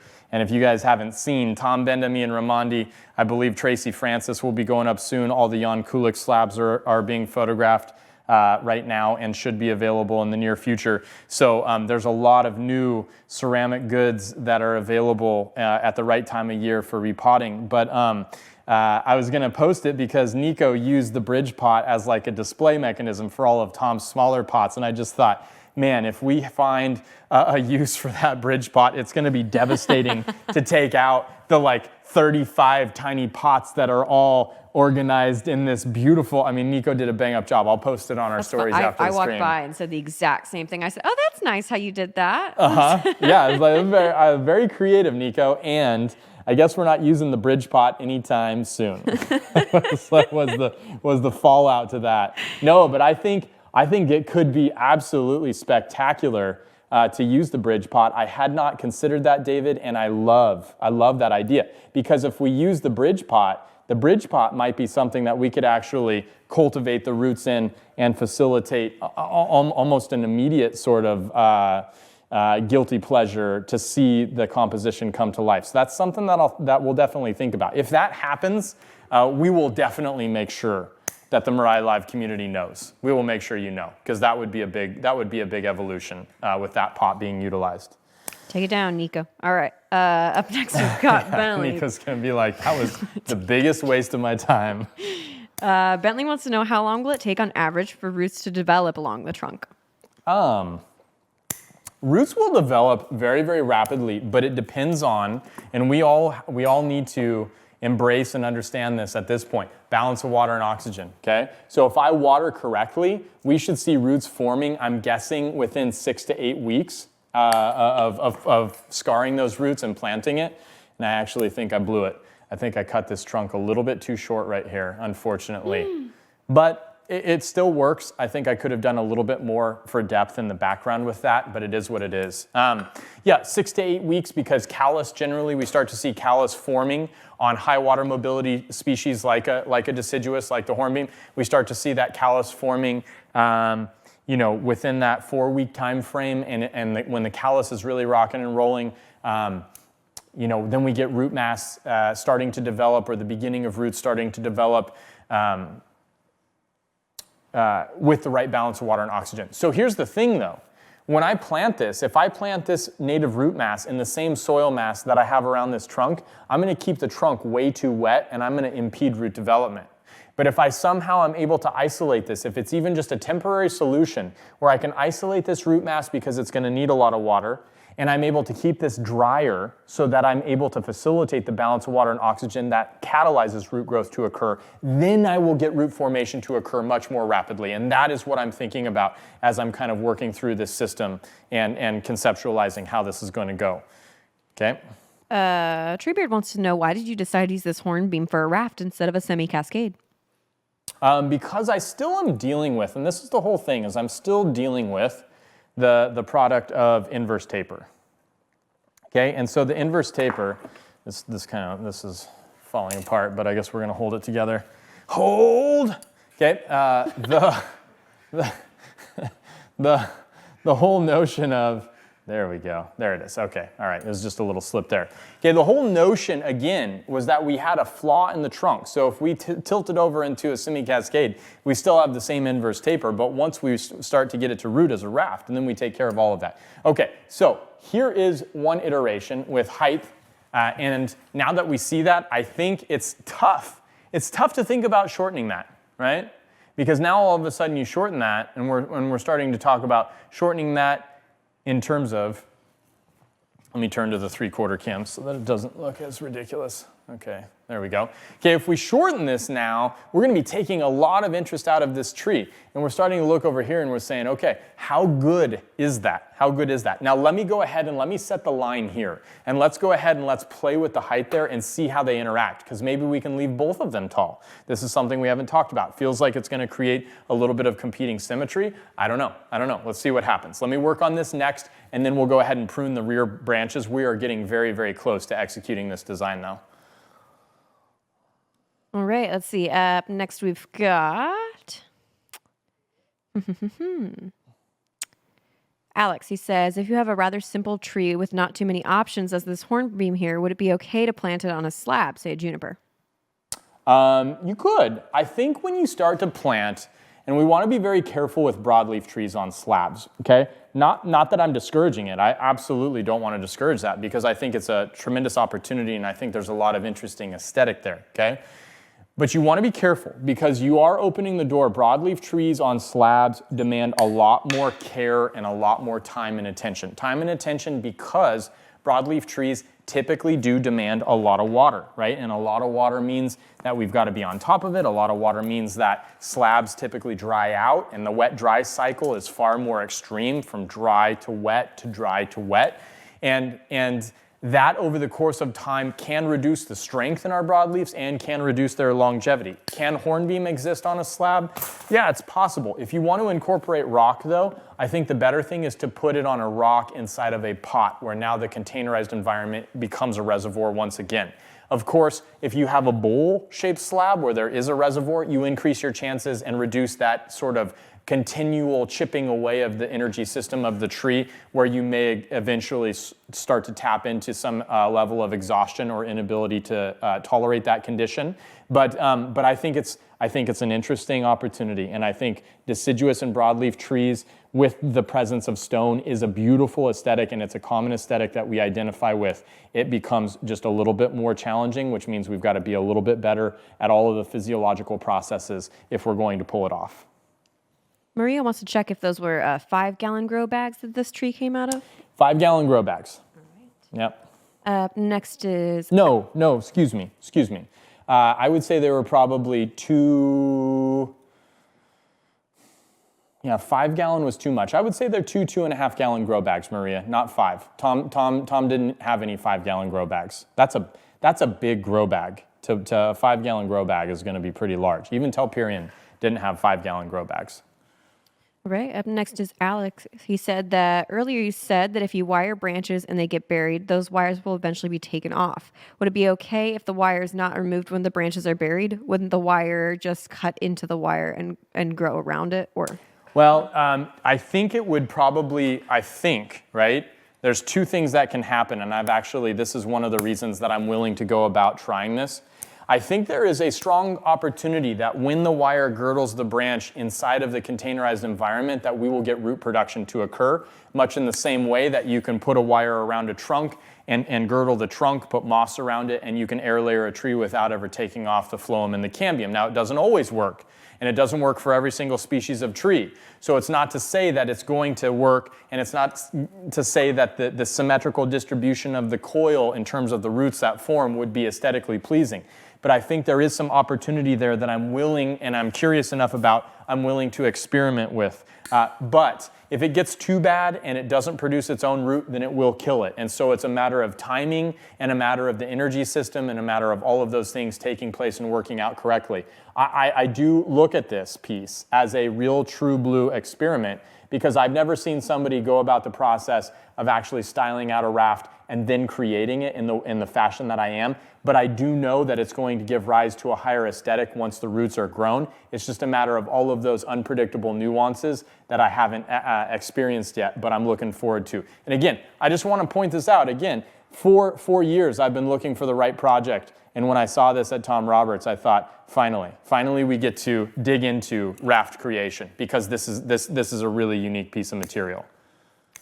All right. Up next is Danny. What will be done with the original root ball? Will it be placed in a container outside of the box, or will it be in the box? Yeah, I think most of the time when we talk about raft creation, we typically think about separating the original root ball from the rest of the tree. I don't necessarily know that this root ball needs to be separated. I think it truly embodies and carries with it a notion of and an aesthetic that this tree toppled over, and the original roots are still functioning.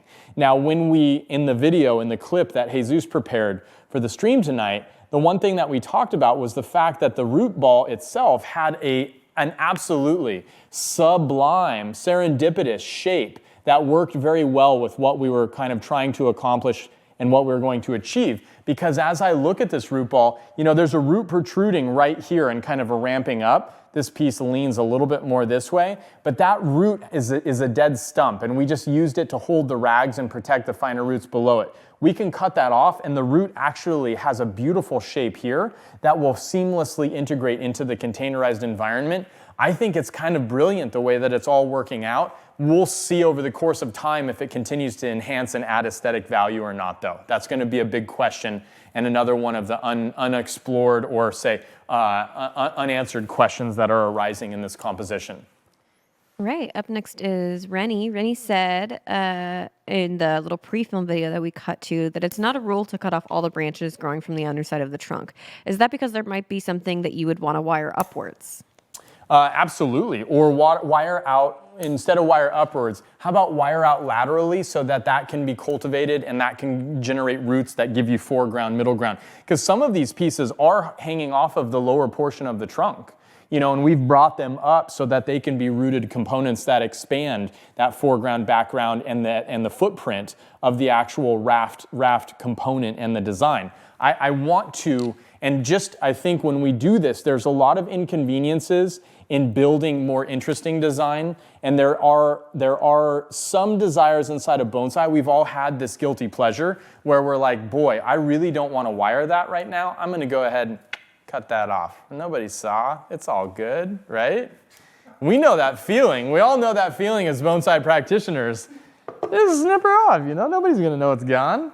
Okay, if you can avoid that and you can put that time in, these tiny little trunks are a pain in my butt and they give scale, right? These branches I could have cut those off and I could have had a lesser, a little bit lesser. It's still pretty cool, right?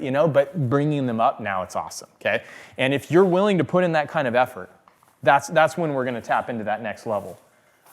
All right. I just wanted to give a reminder to everybody who's watching with us on our social channels, YouTube and Facebook, that I'm only taking questions from our pro chat. So if you want to have a question answered, sign up for a free trial as a pro member on live.bonsaimurai.com. Put your question in the chat and it will get read. Yes, join us, please. Join us. Join the ultimate chat. Join the movement. Up next is Kathy. Kathy says, if you're doing a raft with a tree with less ramification, would you still use akadama? Yes. Let me actually, hang on, okay? If I were doing a raft where I was trying to generate roots, but I still wanted to thicken and develop the tree, then I would not use akadama. If I'm happy with the state of the ramification, and we talked about already, listen, if you're gonna create a raft, you're kind of saying, I'm generally happy with the thickness, because by laying it down, I know I'm going to impede further thickening of the primary portion, which is the unifiable central stem, okay? So we are, to some degree, in the creation of the raft, saying we accept this, right? But if there were other developmental pieces, if we wanted to get more girth, more growth, etc., then it is absolutely possible to utilize a coarser substrate, not utilize akadama, increase the developmental productivity of coarser roots, which will give you a little bit thicker growth and all of the nuances of development that we tend to look towards a coarser soil substrate to provide. And inside of that, you could use something besides akadama. Okay, now let me talk to you. Let me just holler at you for a second, okay? Because I got something generated there, right? And there's a let's just say it's a high high. Instead of a low high low or a high low high, we just went high high. Okay, and there's this interesting drop right here in the middle that I think has some merit. Okay, and it means maybe we're not quite ready to make that decision. I think this is something that I'm definitely torn amongst. I don't like the movement here. Let me go ahead and see if I can let me see if I can add a little spice, a little sauce here. I might be able to reduce just a little bit. Okay, but I think there's some merit here to leaving this a little bit taller. 3/4 there. There we go. Okay. I think there's some merit to leaving it taller. It's interesting. Okay. You've got this moving here. You've got that moving there. It's not yet reconciled. Maybe we go ahead and leave it. Let me go ahead and let's reduce the backside here. Let's make some decisions on some of these other pieces, and then we'll see if it changes any further what we're continuing to think. But I like how it's coming around. I'm curious what you think now, seeing a little bit more of a worked out and massaged design concept. Let me know. Let me know where you're at. Do you hate it? Do you love it? Do you disagree, agree? I'm assuming I'm going to open the floodgates with that one, but I'm willing. I want to know. Trying to work it out myself. Before the floodgates open, Bentley wants to know, will you water the raft with additional rooting hormone later on? You know, I'm not going to drench this thing. I actually thought about that, right? And I thought about what would the benefit of trying to perpetuate this application, because this comes down to that sort of 1 drop is good, 10 drops is better mentality that we have as Westerners. The thing that's going to create the presence of roots, once that scar tissue, once that callus starts to form, which is why you use the rooting hormone to get rapid callus formation. We don't use rooting hormone to get roots, right? Roots are the product of balance of water and oxygen. Rooting hormone creates callus, and because it stimulates cellular division to occur, okay? So I'm not doing myself any favors by creating more callus. By continuing to add rooting hormone, I don't give myself the opportunity to create more roots. It's that first initial contact of the exposed cambial layer with that rooting hormone that generates cellular division, and that's all I need. That's where I maximize the application of rooting hormone, is in that initial exposure. I scar that area, I create that opening, I give that contact, and that's where I generate the rapid callus formation that then begins the process of root formation, okay? So there's no reason to continue to lean on that continued application. But I think it's a good question. It's a question that needs to be asked, and to dissect the physiology of it is important for us to understand. And again, if you continue to lean on the notion that roots are cultivated by providing a balance of water and oxygen, that is how we cultivate roots, balance of water and oxygen. There is no other way. Balance water and oxygen, balance water and oxygen. You can apply any chemical that you want. If you don't have a balance of water and oxygen, roots will not grow. It's just a fundamental fact of the matter. They will not grow, okay? So then when we have that information, we lean on that information. That helps us make the best decisions and avoid spending a lot of money on things that don't really solve our problems. All right. So far, everyone is really liking the way it's developing. Treebeard Steve says it looks a little bit too uniform, and he's looking for a drop between the two high sections to be more emphasized. Yeah. I think I am there with you, Treebeard Steve. I think it's coming along. Let's reconcile the rear portion of this and see where we get with that. Okay. I continue to push this downstream because I don't know. I don't have like a firm yes, we must. I don't feel that way. I don't feel that way at the moment, but we're getting there. How are we doing on time, Eve? We are at 7:58. Excellent. Okay, we're going to go over a little bit. If you guys got to go get in bed because tomorrow's a school day, I understand. Tomorrow's a school day for me. Tomorrow's a school day for all of us. It's a Mariah school day. Okay, but I'm gonna take this all the way because we've come too far tonight. Too far. I again just wanted to give a tip of the hat to BSOP for all the support that they've given us. BSOP, for anybody who came late, made sure they sponsored this stream so that we could make the stream public and provide it to everybody on Facebook, YouTube, etc. This stream is brought to you by Bonsai Society of Portland. They have been a huge community supporter of bonsai in North America, of Mirai and our continued evolution. They helped us execute the Artisans Cup. Really wonderful friends and just such an incredible club and ecosystem that Portland has that's really given rise to a tremendous bonsai community to be a part of. So BSOP, thank you very much for the support. You mean a lot to us. We love you guys. And the rest of the bonsai community, definitely, if you're feeling all the feels tonight, let BSOP know, send them a message, thank them for the opportunity for this stream to be made public because it was on their back that this is happening. Sarah wants to know if you've chosen a front. Definitely chosen a front. Oh yeah, I had to choose a front early on. Otherwise, this design, I can't be flying blind to that degree. But is the front shifting by degrees with every single placement of each new trunk? Yeah, a little bit. I got to be honest. It's not a steadfast thing, and I think it will continue to change as the roots develop and as we continue to refine all of the different components of the design. Okay, so I want to be a little bit careful. I want to be a little bit non-committal about the front, not because I believe not because I believe you should be non-committal or that the front is a flippant point. I think choosing your front, standing by your front, and designing to a front is a very important aspect of having firm resolve as a bonsai creator, okay? Because there are merits inside of the tree, best base, best line, best features that objectively create the most attractive, viewable portion of the tree, okay? Doesn't mean you have to stand by that. It's not a rule, but it is an idea that helps us execute bonsai design and make sense of this menagerie of organic shape and form that a tree that's unstyled and unorganized brings to the table. But if you do choose to use it, I think you also, inside of abiding by that notion that we designed for a front, I think you open the door to the tree still guiding the dance, and that gives us a lot of diversity. Whereas if we choose to ignore those objective decision-making components, I think we start creating the same tree over and over and over again because our patternized mentality in terms of efficiency of our brain function as human beings does tend to generate a repetition of pattern that allows us to function efficiently as an organism, but tends to take us off of our creative line and diversity of forms that we can seek and create when we're talking about representing this plethora of conditions that the miniaturized tree has the ability to dialogue about. Let's see.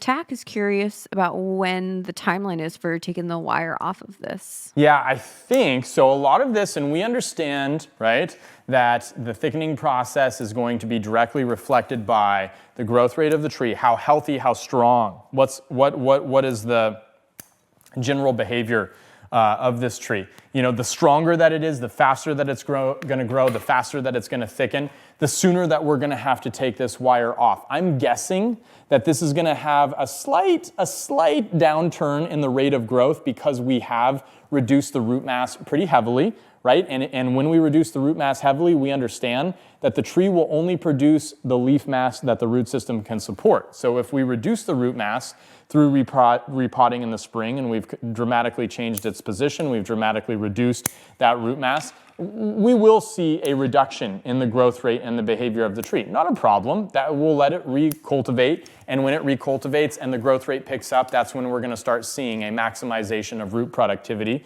from the new raft portion that we've buried in the ground, okay? So that means that at first, I'm not going to have to worry about it probably for the first several months, but I'm guessing by the fall when things really start to thicken and the roots start to really expand and the leaf mass is serving the purpose of accumulating sugars and starches, that this fall I will have to pay attention. If I did not repot it, it would be within 3 to 4 months, right? Because broadleaf trees are accumulating so many sugars and starches.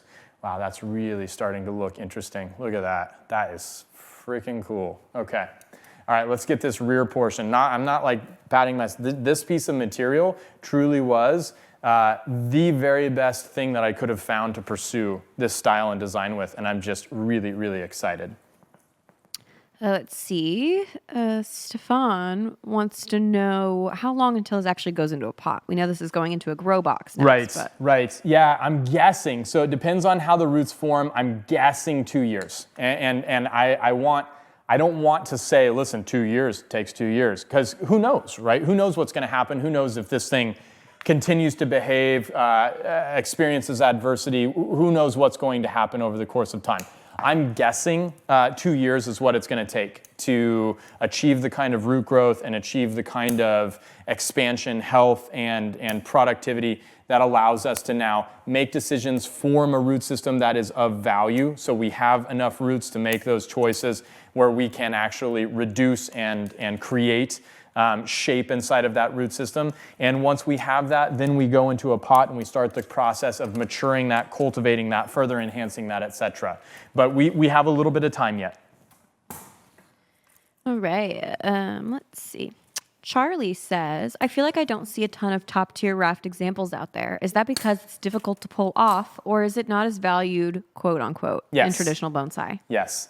I don't think it's as valued. I think, and I think that you're seeing, so there is a general movement in bonsai right now back towards broadleaf species. 10 years ago, there was a wholesale movement towards radical collected conifers, okay? And these are the trends. Well, inside of style, there has not been a movement towards the connected root form, ever in bonsai, okay? There's never been a movement towards the connected root, at least not in the Western world. And in Japan, you see them, but even in Japan, they're not as valued. For bonsai professionals, they're a tremendous amount of work because you have such a multitude of trunks. They do take effort to create. You're seeing that tonight. This is quite a process, and this is just the beginning. But when you talk about the power, right, it's just like forests. Forest, to create a really good forest, is one of the most time-consumptive, arduous, and demanding compositions that you can build in bonsai, and it's also the most visually powerful. I believe the connected root shares the same consideration and shares the same opportunity to be a really, really prominent style and execution of the native environment and conditions that can exist. But it is a monster. It's a monster, okay? They take a lot of dedication, a lot of time, and a lot of willpower to build these things. If you want to do it, the payoff is great, but the effort is tremendous. And I think that's why you don't see them. All right, let's see. Up next, we've got Maria. She says, in laying a trunk on a rock or stone, what is the best angle threshold to cause the hormonal balance to change? Is 45 degrees enough? Yeah, interesting. I don't know. I don't know to be sure, Maria. That's really interesting. I know that, here's what I do know. A 90-degree drop, if you have a vertically oriented branch, then a 90-degree drop to true lateral is where you see the most cytokinin influx, okay? Because you can trace the auxin recession, you can trace the cytokinin sort of influx, and that's scientifically understood, that we go from here to here, right? Let me come back, yep, here to here, and all of a sudden, right, if you think about water and oil, and they sit on top of each other vertically, and you tilt that jar on the side, and then the water and oil stratify, and they both can occupy the lateral space. Water and oil, auxin is sitting on top, cytokinin on the bottom, and when we go here, cytokinin comes rushing in, right? So if we go here, I'm assuming we reestablish water and oil again, right, in terms of vertical delineation, same with auxin and cytokinin. But I don't know how far down or when that happens. Let's see. Got a question from Tack and Casey, kind of similar. Tack says, will all the branches on the surface be visible, or will some go below the soil? And then Casey says, how will you know when to remove the wire below the eventual soil level? They're going to go below the soil. So this means I've got to be, and this is where it gets tricky, and I'm glad that you asked this question, Tack, because when it goes below the soil, I've got to be watching the growth rate of the tree. That's the only reference point that I have. And people say, how do you know when the wire is going to be biting in? If I have rapid expansion of the leaf mass on the tree, meaning the tree is growing, the branches are elongating, and they're adding more and more numbers of leaves and quantity of leaves, then I can bet Through photosynthesis, right? We know photosynthesis captures sugars and starches, or creates sugars and starches by capturing the sun's energy and sends that down through the vascular system, which causes vascular expansion, swelling, and that's when the wire's going to start to bite in. So if I have a ton of leaves accumulating on this tree, then I got to be aware, and I've got to be pulling the soil aside, and I've got to be checking, which is not awesome, because we know if we're disturbing the soil system that is going to potentially impede root growth from occurring, okay? But it's the only way that I can be sure. If I see massive growth, I know I've got a sugar starch production, and I've got to be aware. But because I'm doing heavy manipulation to the root environment, I predict that I will see a little bit of a slower spring push of growth, see the tree start to accumulate energy over the summer, and then the fall is probably most likely when I'm going to need to pay attention.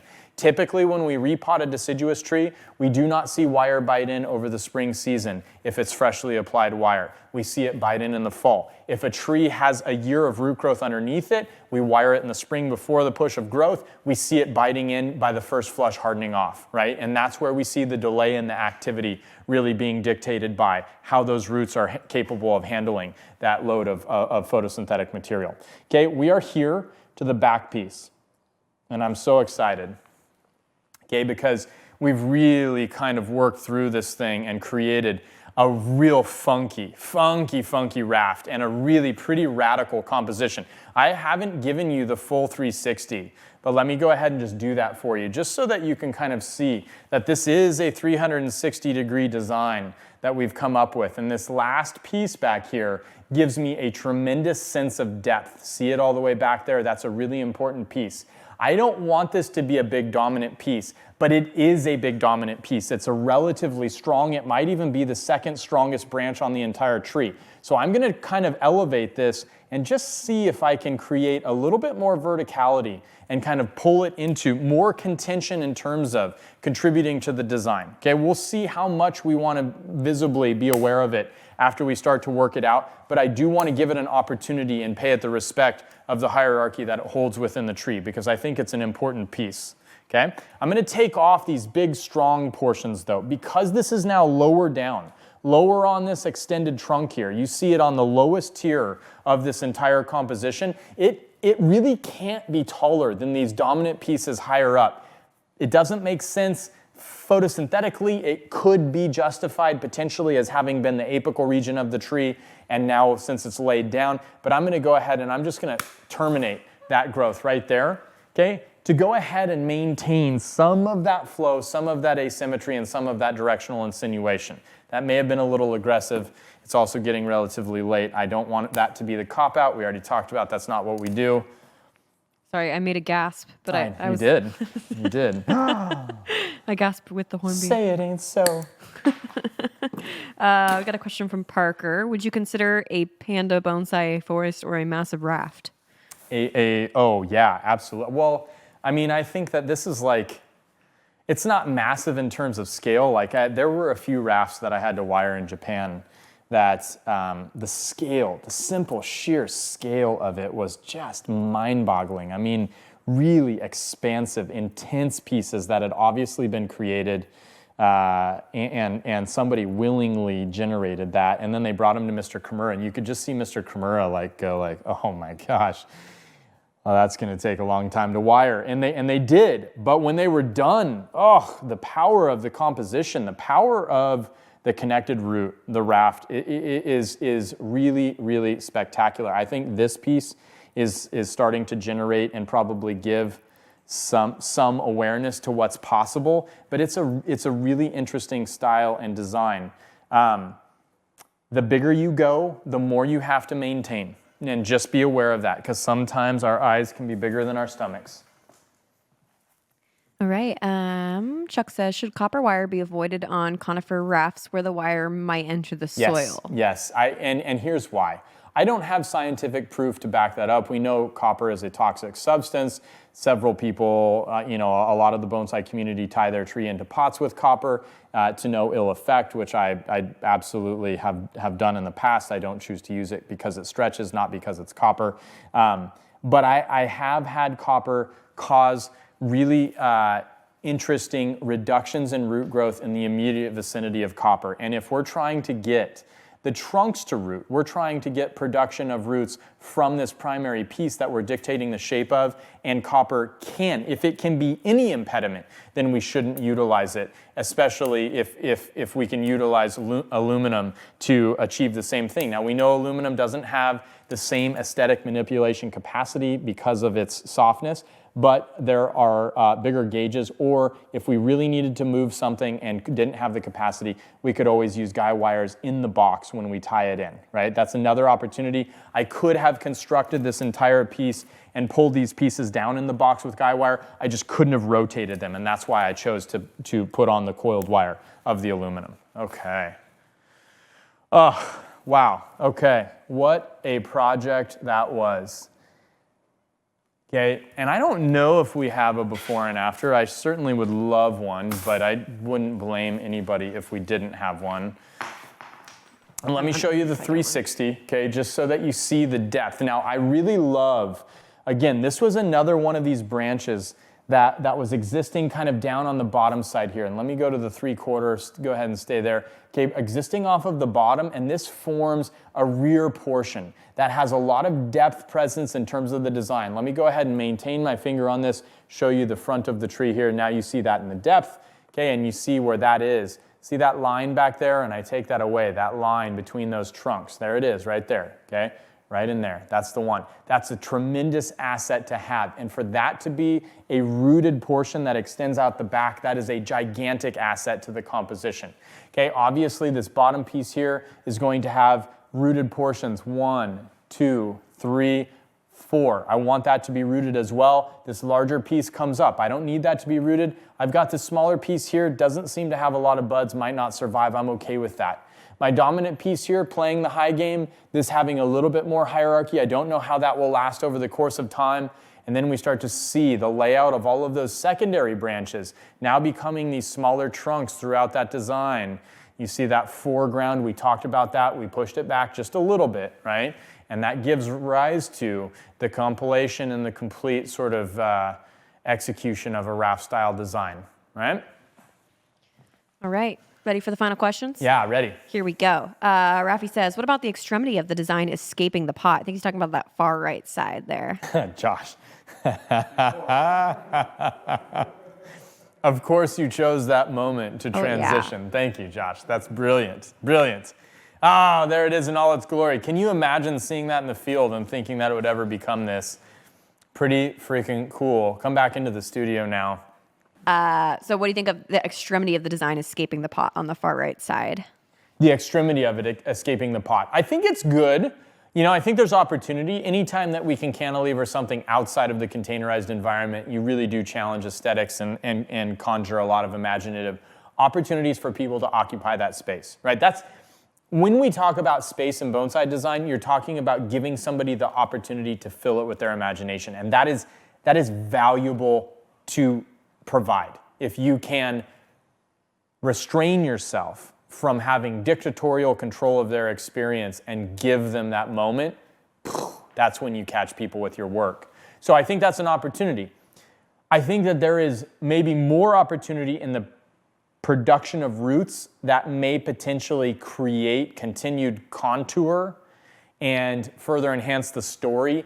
The farther out roots are produced on this, the more dramatic it's going to be. There's opportunity in both directions, for sure. All right. Douglas says, thoughts on leaving the stub root sticking up like a broken root from falling over, like a deadwood root? Yeah, I thought about that. Here's the thing about broadleaf trees in general. As opposed to a conifer, whereas with a juniper you have this root that forms a gin and it's going to be, long-lasting piece of tissue. We know with broadleaf trees, they don't have a longevity as deadwood.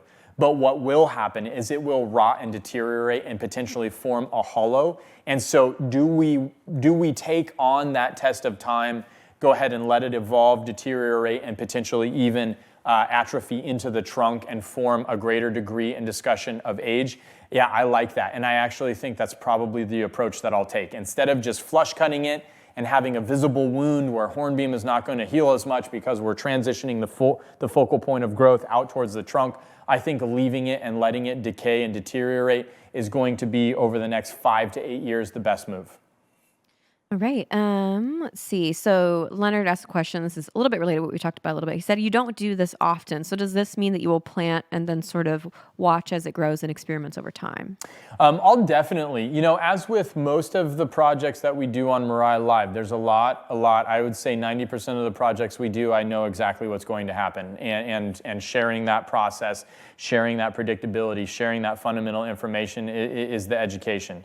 I think there are these moments. I know that this will produce roots along the trunk. I know that this gives rise to a very good raft visually. Wiring it and designing it to this degree and then putting it in the box, seeing how the wire biting in potentially enhances or potentially impedes root formation, and observing all of the nuances of how cumbersome it is and whether I would do it again are things that I will happily share. And I think this will make for a very valuable update that you will be aware of and will track over the course of this piece's evolution. All right. Richard says, can you leave it as high at this development time and come back in a year or two and finalize the apical region? Absolutely, which is exactly why I took that approach. I don't think, as much as we do want to be very steadfast and have a lot of confidence in the moves that we're making, I don't have clarity about that component of the design and giving the tree. If we don't understand as the person interpreting the tree, put the weight back on the tree. We made some general decisions and some general reductions that transitions energy.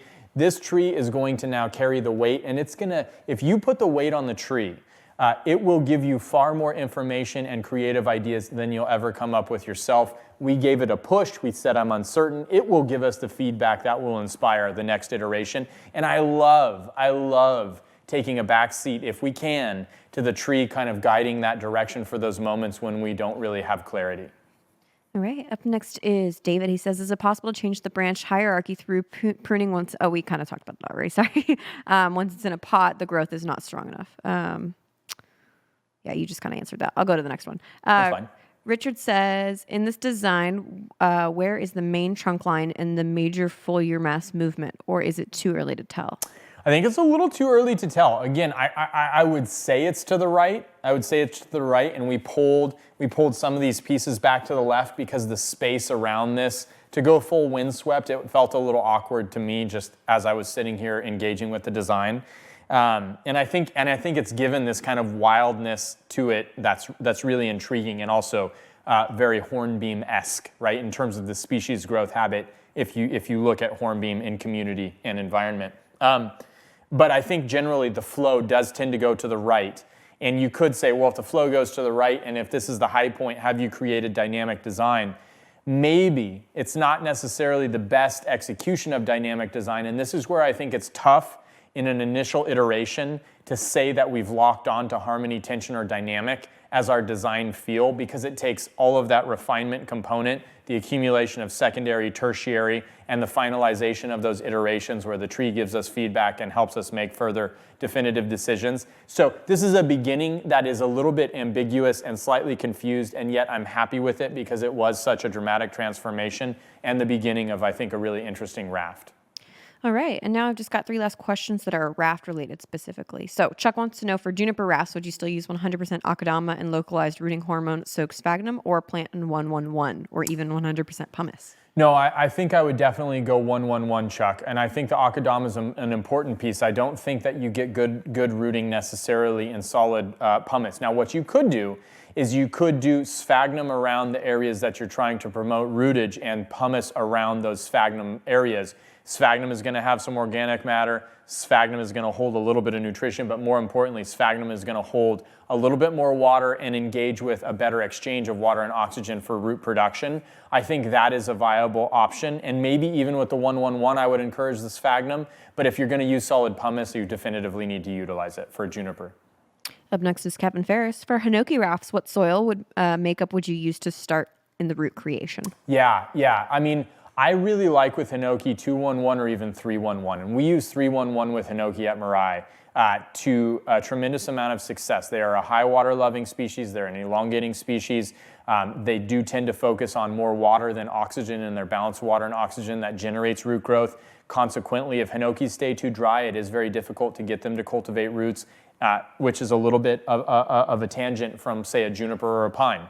But there is still that balance that exists there, and I think I would go with a more akadama-heavy substrate. And you could go solid akadama when you're just cultivating the roots for 2 years, 3 years, and then transition it into a 311 for more long-term cultivation. That is an opportunity with Hinoki. All right, and our last question tonight is from Rennie. He says, are there conifer species in which you'd strip the bark on the underside of the raft to promote rooting? You know, I have a lot of confusion around this, honestly, because with the change of hormone and orientation, we know that we get cytokinin, which will promote latent buds that exist. But with conifers, we have the cork cambium, typically. That forms a bark that covers those latent buds and makes it very difficult for the production of roots. And so we do have to seek the exposure of the cambial layer. Now, is stripping the bark and you know, girdling it or cutting out windows of phloem and cambium to expose that tissue, or my old mentor Harold Sasaki, not my old, my original mentor Harold Sasaki used to take a drill, and he would drill into the locations just through the cambial layer, stopping at the xylem, and then he would pack that with sphagnum moss soaked in rooting hormone on conifers specifically, junipers and pines. And he had some success with that. I don't know where the threshold is. I don't know what the ultimate you know, margin and what species pine versus spruce versus whatever would do whatever they're going to do. I think this is all of the area that we still have to explore. But I definitely think for conifers with thick bark, you do have to access the cambial layer somehow to get root production. On a broadleaf, they will take care of it on their own. It's a wrap. Oh, man. Yes. Bam. Oh, so good. Apologize for running over. It was a pretty tremendous project. I feel like it was worth the time. Hopefully you did too. For everybody that joined us, thanks for sticking with us. Thank BSOP for the generosity they showed in helping us share this publicly. To BSOP, thank you for the support, the continued support and friendship. We very much appreciate you and everything that you do. And to all of our Mirai Live community, you know we love you. You guys are awesome. We couldn't do it without you, and we love doing it with you. So thank you guys. We'll see you tomorrow on the mini stream. I'll critique some of my original work and just how much my concepts of design have evolved. And then we'll be here for the Q&A on Thursday. Got a good podcast coming for you guys on Saturday. Hope you have a great rest of the week. And 'tis the season. Be looking for those pots. It's time to be working on roots. Okay, love you all. Have a good night. Mwah! So since the initial styling of the raft, we took 2 days to really formulate our thoughts about how we wanted to handle the planting of the raft, the positioning of the roots, the building of the box and the structure, and really the aesthetic of the composition to set it up for the best success over the course of the near, mid, and long-term future of the piece. And now we're gonna walk through the process of actually cultivating those roots that allow us to truly generate the kind of raft style environment, aesthetic, and physiological structure that facilitates the opportunity to push that envelope of aesthetic design. There's 4 steps to really planting a raft when we break it down into the fundamental actions we need to be aware of and understand how to perform. Step number 1 in building the box can be a little bit of a mind bender in terms of what are we trying to establish and how are we setting ourselves up for success, not just in the immediate generation of the roots, but for the long-term compositional concepts and developing and really building a system that will work over the course of time.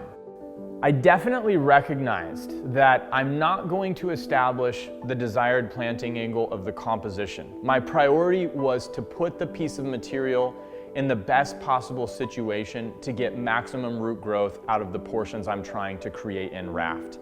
And so I had to divide the native root system to be able to give it what it needed in terms of water and nutrition from the portion that I'm trying to get root production to occur. And that meant not only compartmentalizing the two, but also changing the elevation of both of those pieces so that I don't have an excessive amount of soil sitting around the trunk that I'm trying to generate roots on.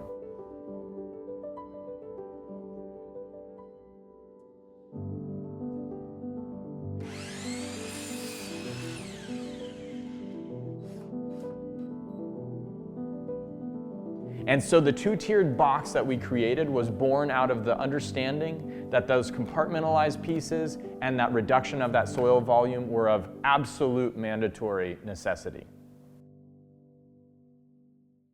Step number 2 is the delineation and establishment of locations we ideally want to form roots. The tree already has mapped out these locations for us, and much like we would bend a branch and leave a tertiary branch on the outside of a bend, wherever our trunk curves or turns in the creation of a raft for the submerged portion in soil, we want a root on the outside of that bend. Wherever our trunks come up out of the soil and become a trunk from the raft, we want a root emerging at the bottom of that location to show that connection to the ground.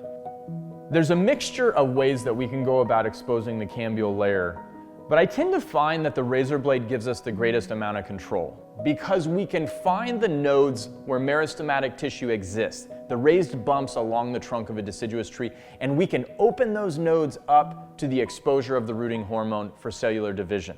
And this was really sort of the theory and the practice that I've had the greatest amount of success with that we once again applied to this piece of work. Now we have to be sure that we penetrate deep enough to touch the cambium, the phloem being the green tissue, the most external vascular tissue, the cambium being the thin white layer just inside of that green tissue of the phloem. Once we pass the phloem, we see that delineated line between the phloem and the cambium, and we recognize we have gone far enough. No deeper, but also, if we don't go deep enough, it's a fruitless action to shave off the phloem and not get to the cambium. I cannot stress enough that when we mess with rooting hormone, it is a powerful, powerful chemical because it is designed to induce irregular cellular division. And so we recognize our dermal layer of our skin having a very porous nature to it, and we recognize that rooting hormone and the compounds that incite that cellular division can have a negative impact on us. Now, they have a beautiful impact when they come into contact with the living meristematic tissue known as the cambium. And this is why we shave those locations. We cannot guarantee that roots are going to occur everywhere that we create a wound along that trunk, but by opening up the cambial layer and by putting that cambial layer in contact with indole acetic acid and indole butyric acid, we definitely up our chances of having a greater amount of dictatorial control over where those structural roots are going to occur in our raft system. And I find that if we can hold that hormone around those locations over the course of the initial period of stimulation and cellular division, that we set ourselves up for the greatest amount of success. And this is where I think the sphagnum moss method gives us a really high-level chance to manipulate and control where our structural roots on the raft system are going to occur. Obviously, the introduction of akadama, because we spent so much time with the sphagnum moss and having that contact really ensured through the way that we laid out that moss on those wound sites, means that we don't chopstick and we don't destroy that system when we introduce the soil to the raft environment. We utilize wood wedges to take up space in the corners where there is no root growth and where we recognize the soil is going to hold too much moisture, and we try to narrow down the amount of soil to be able to facilitate a good balance of water and oxygen around the environment that is the raft without having excess. We want to make sure that the tissue where the roots are going to form are at the lower 30% of our planting soil column in terms of depth, but the introduction of akadama is simply adding it onto the system we've already created at the appropriate depth, top dressing it so that we evenly distribute that water through that soil column, and then thoroughly watering our raft in, letting it dry out before we ever water it again. And we need to pay particular attention to the native root mass so that we can continue to provide the balance of water and oxygen that allows this piece of material to move through the process of repotting, to move through the process of styling, to move through the process of having its trunk wounded to incite root growth and facilitate a healthy foliar development that gives rise to sugar starch production and the beginning of a new root system.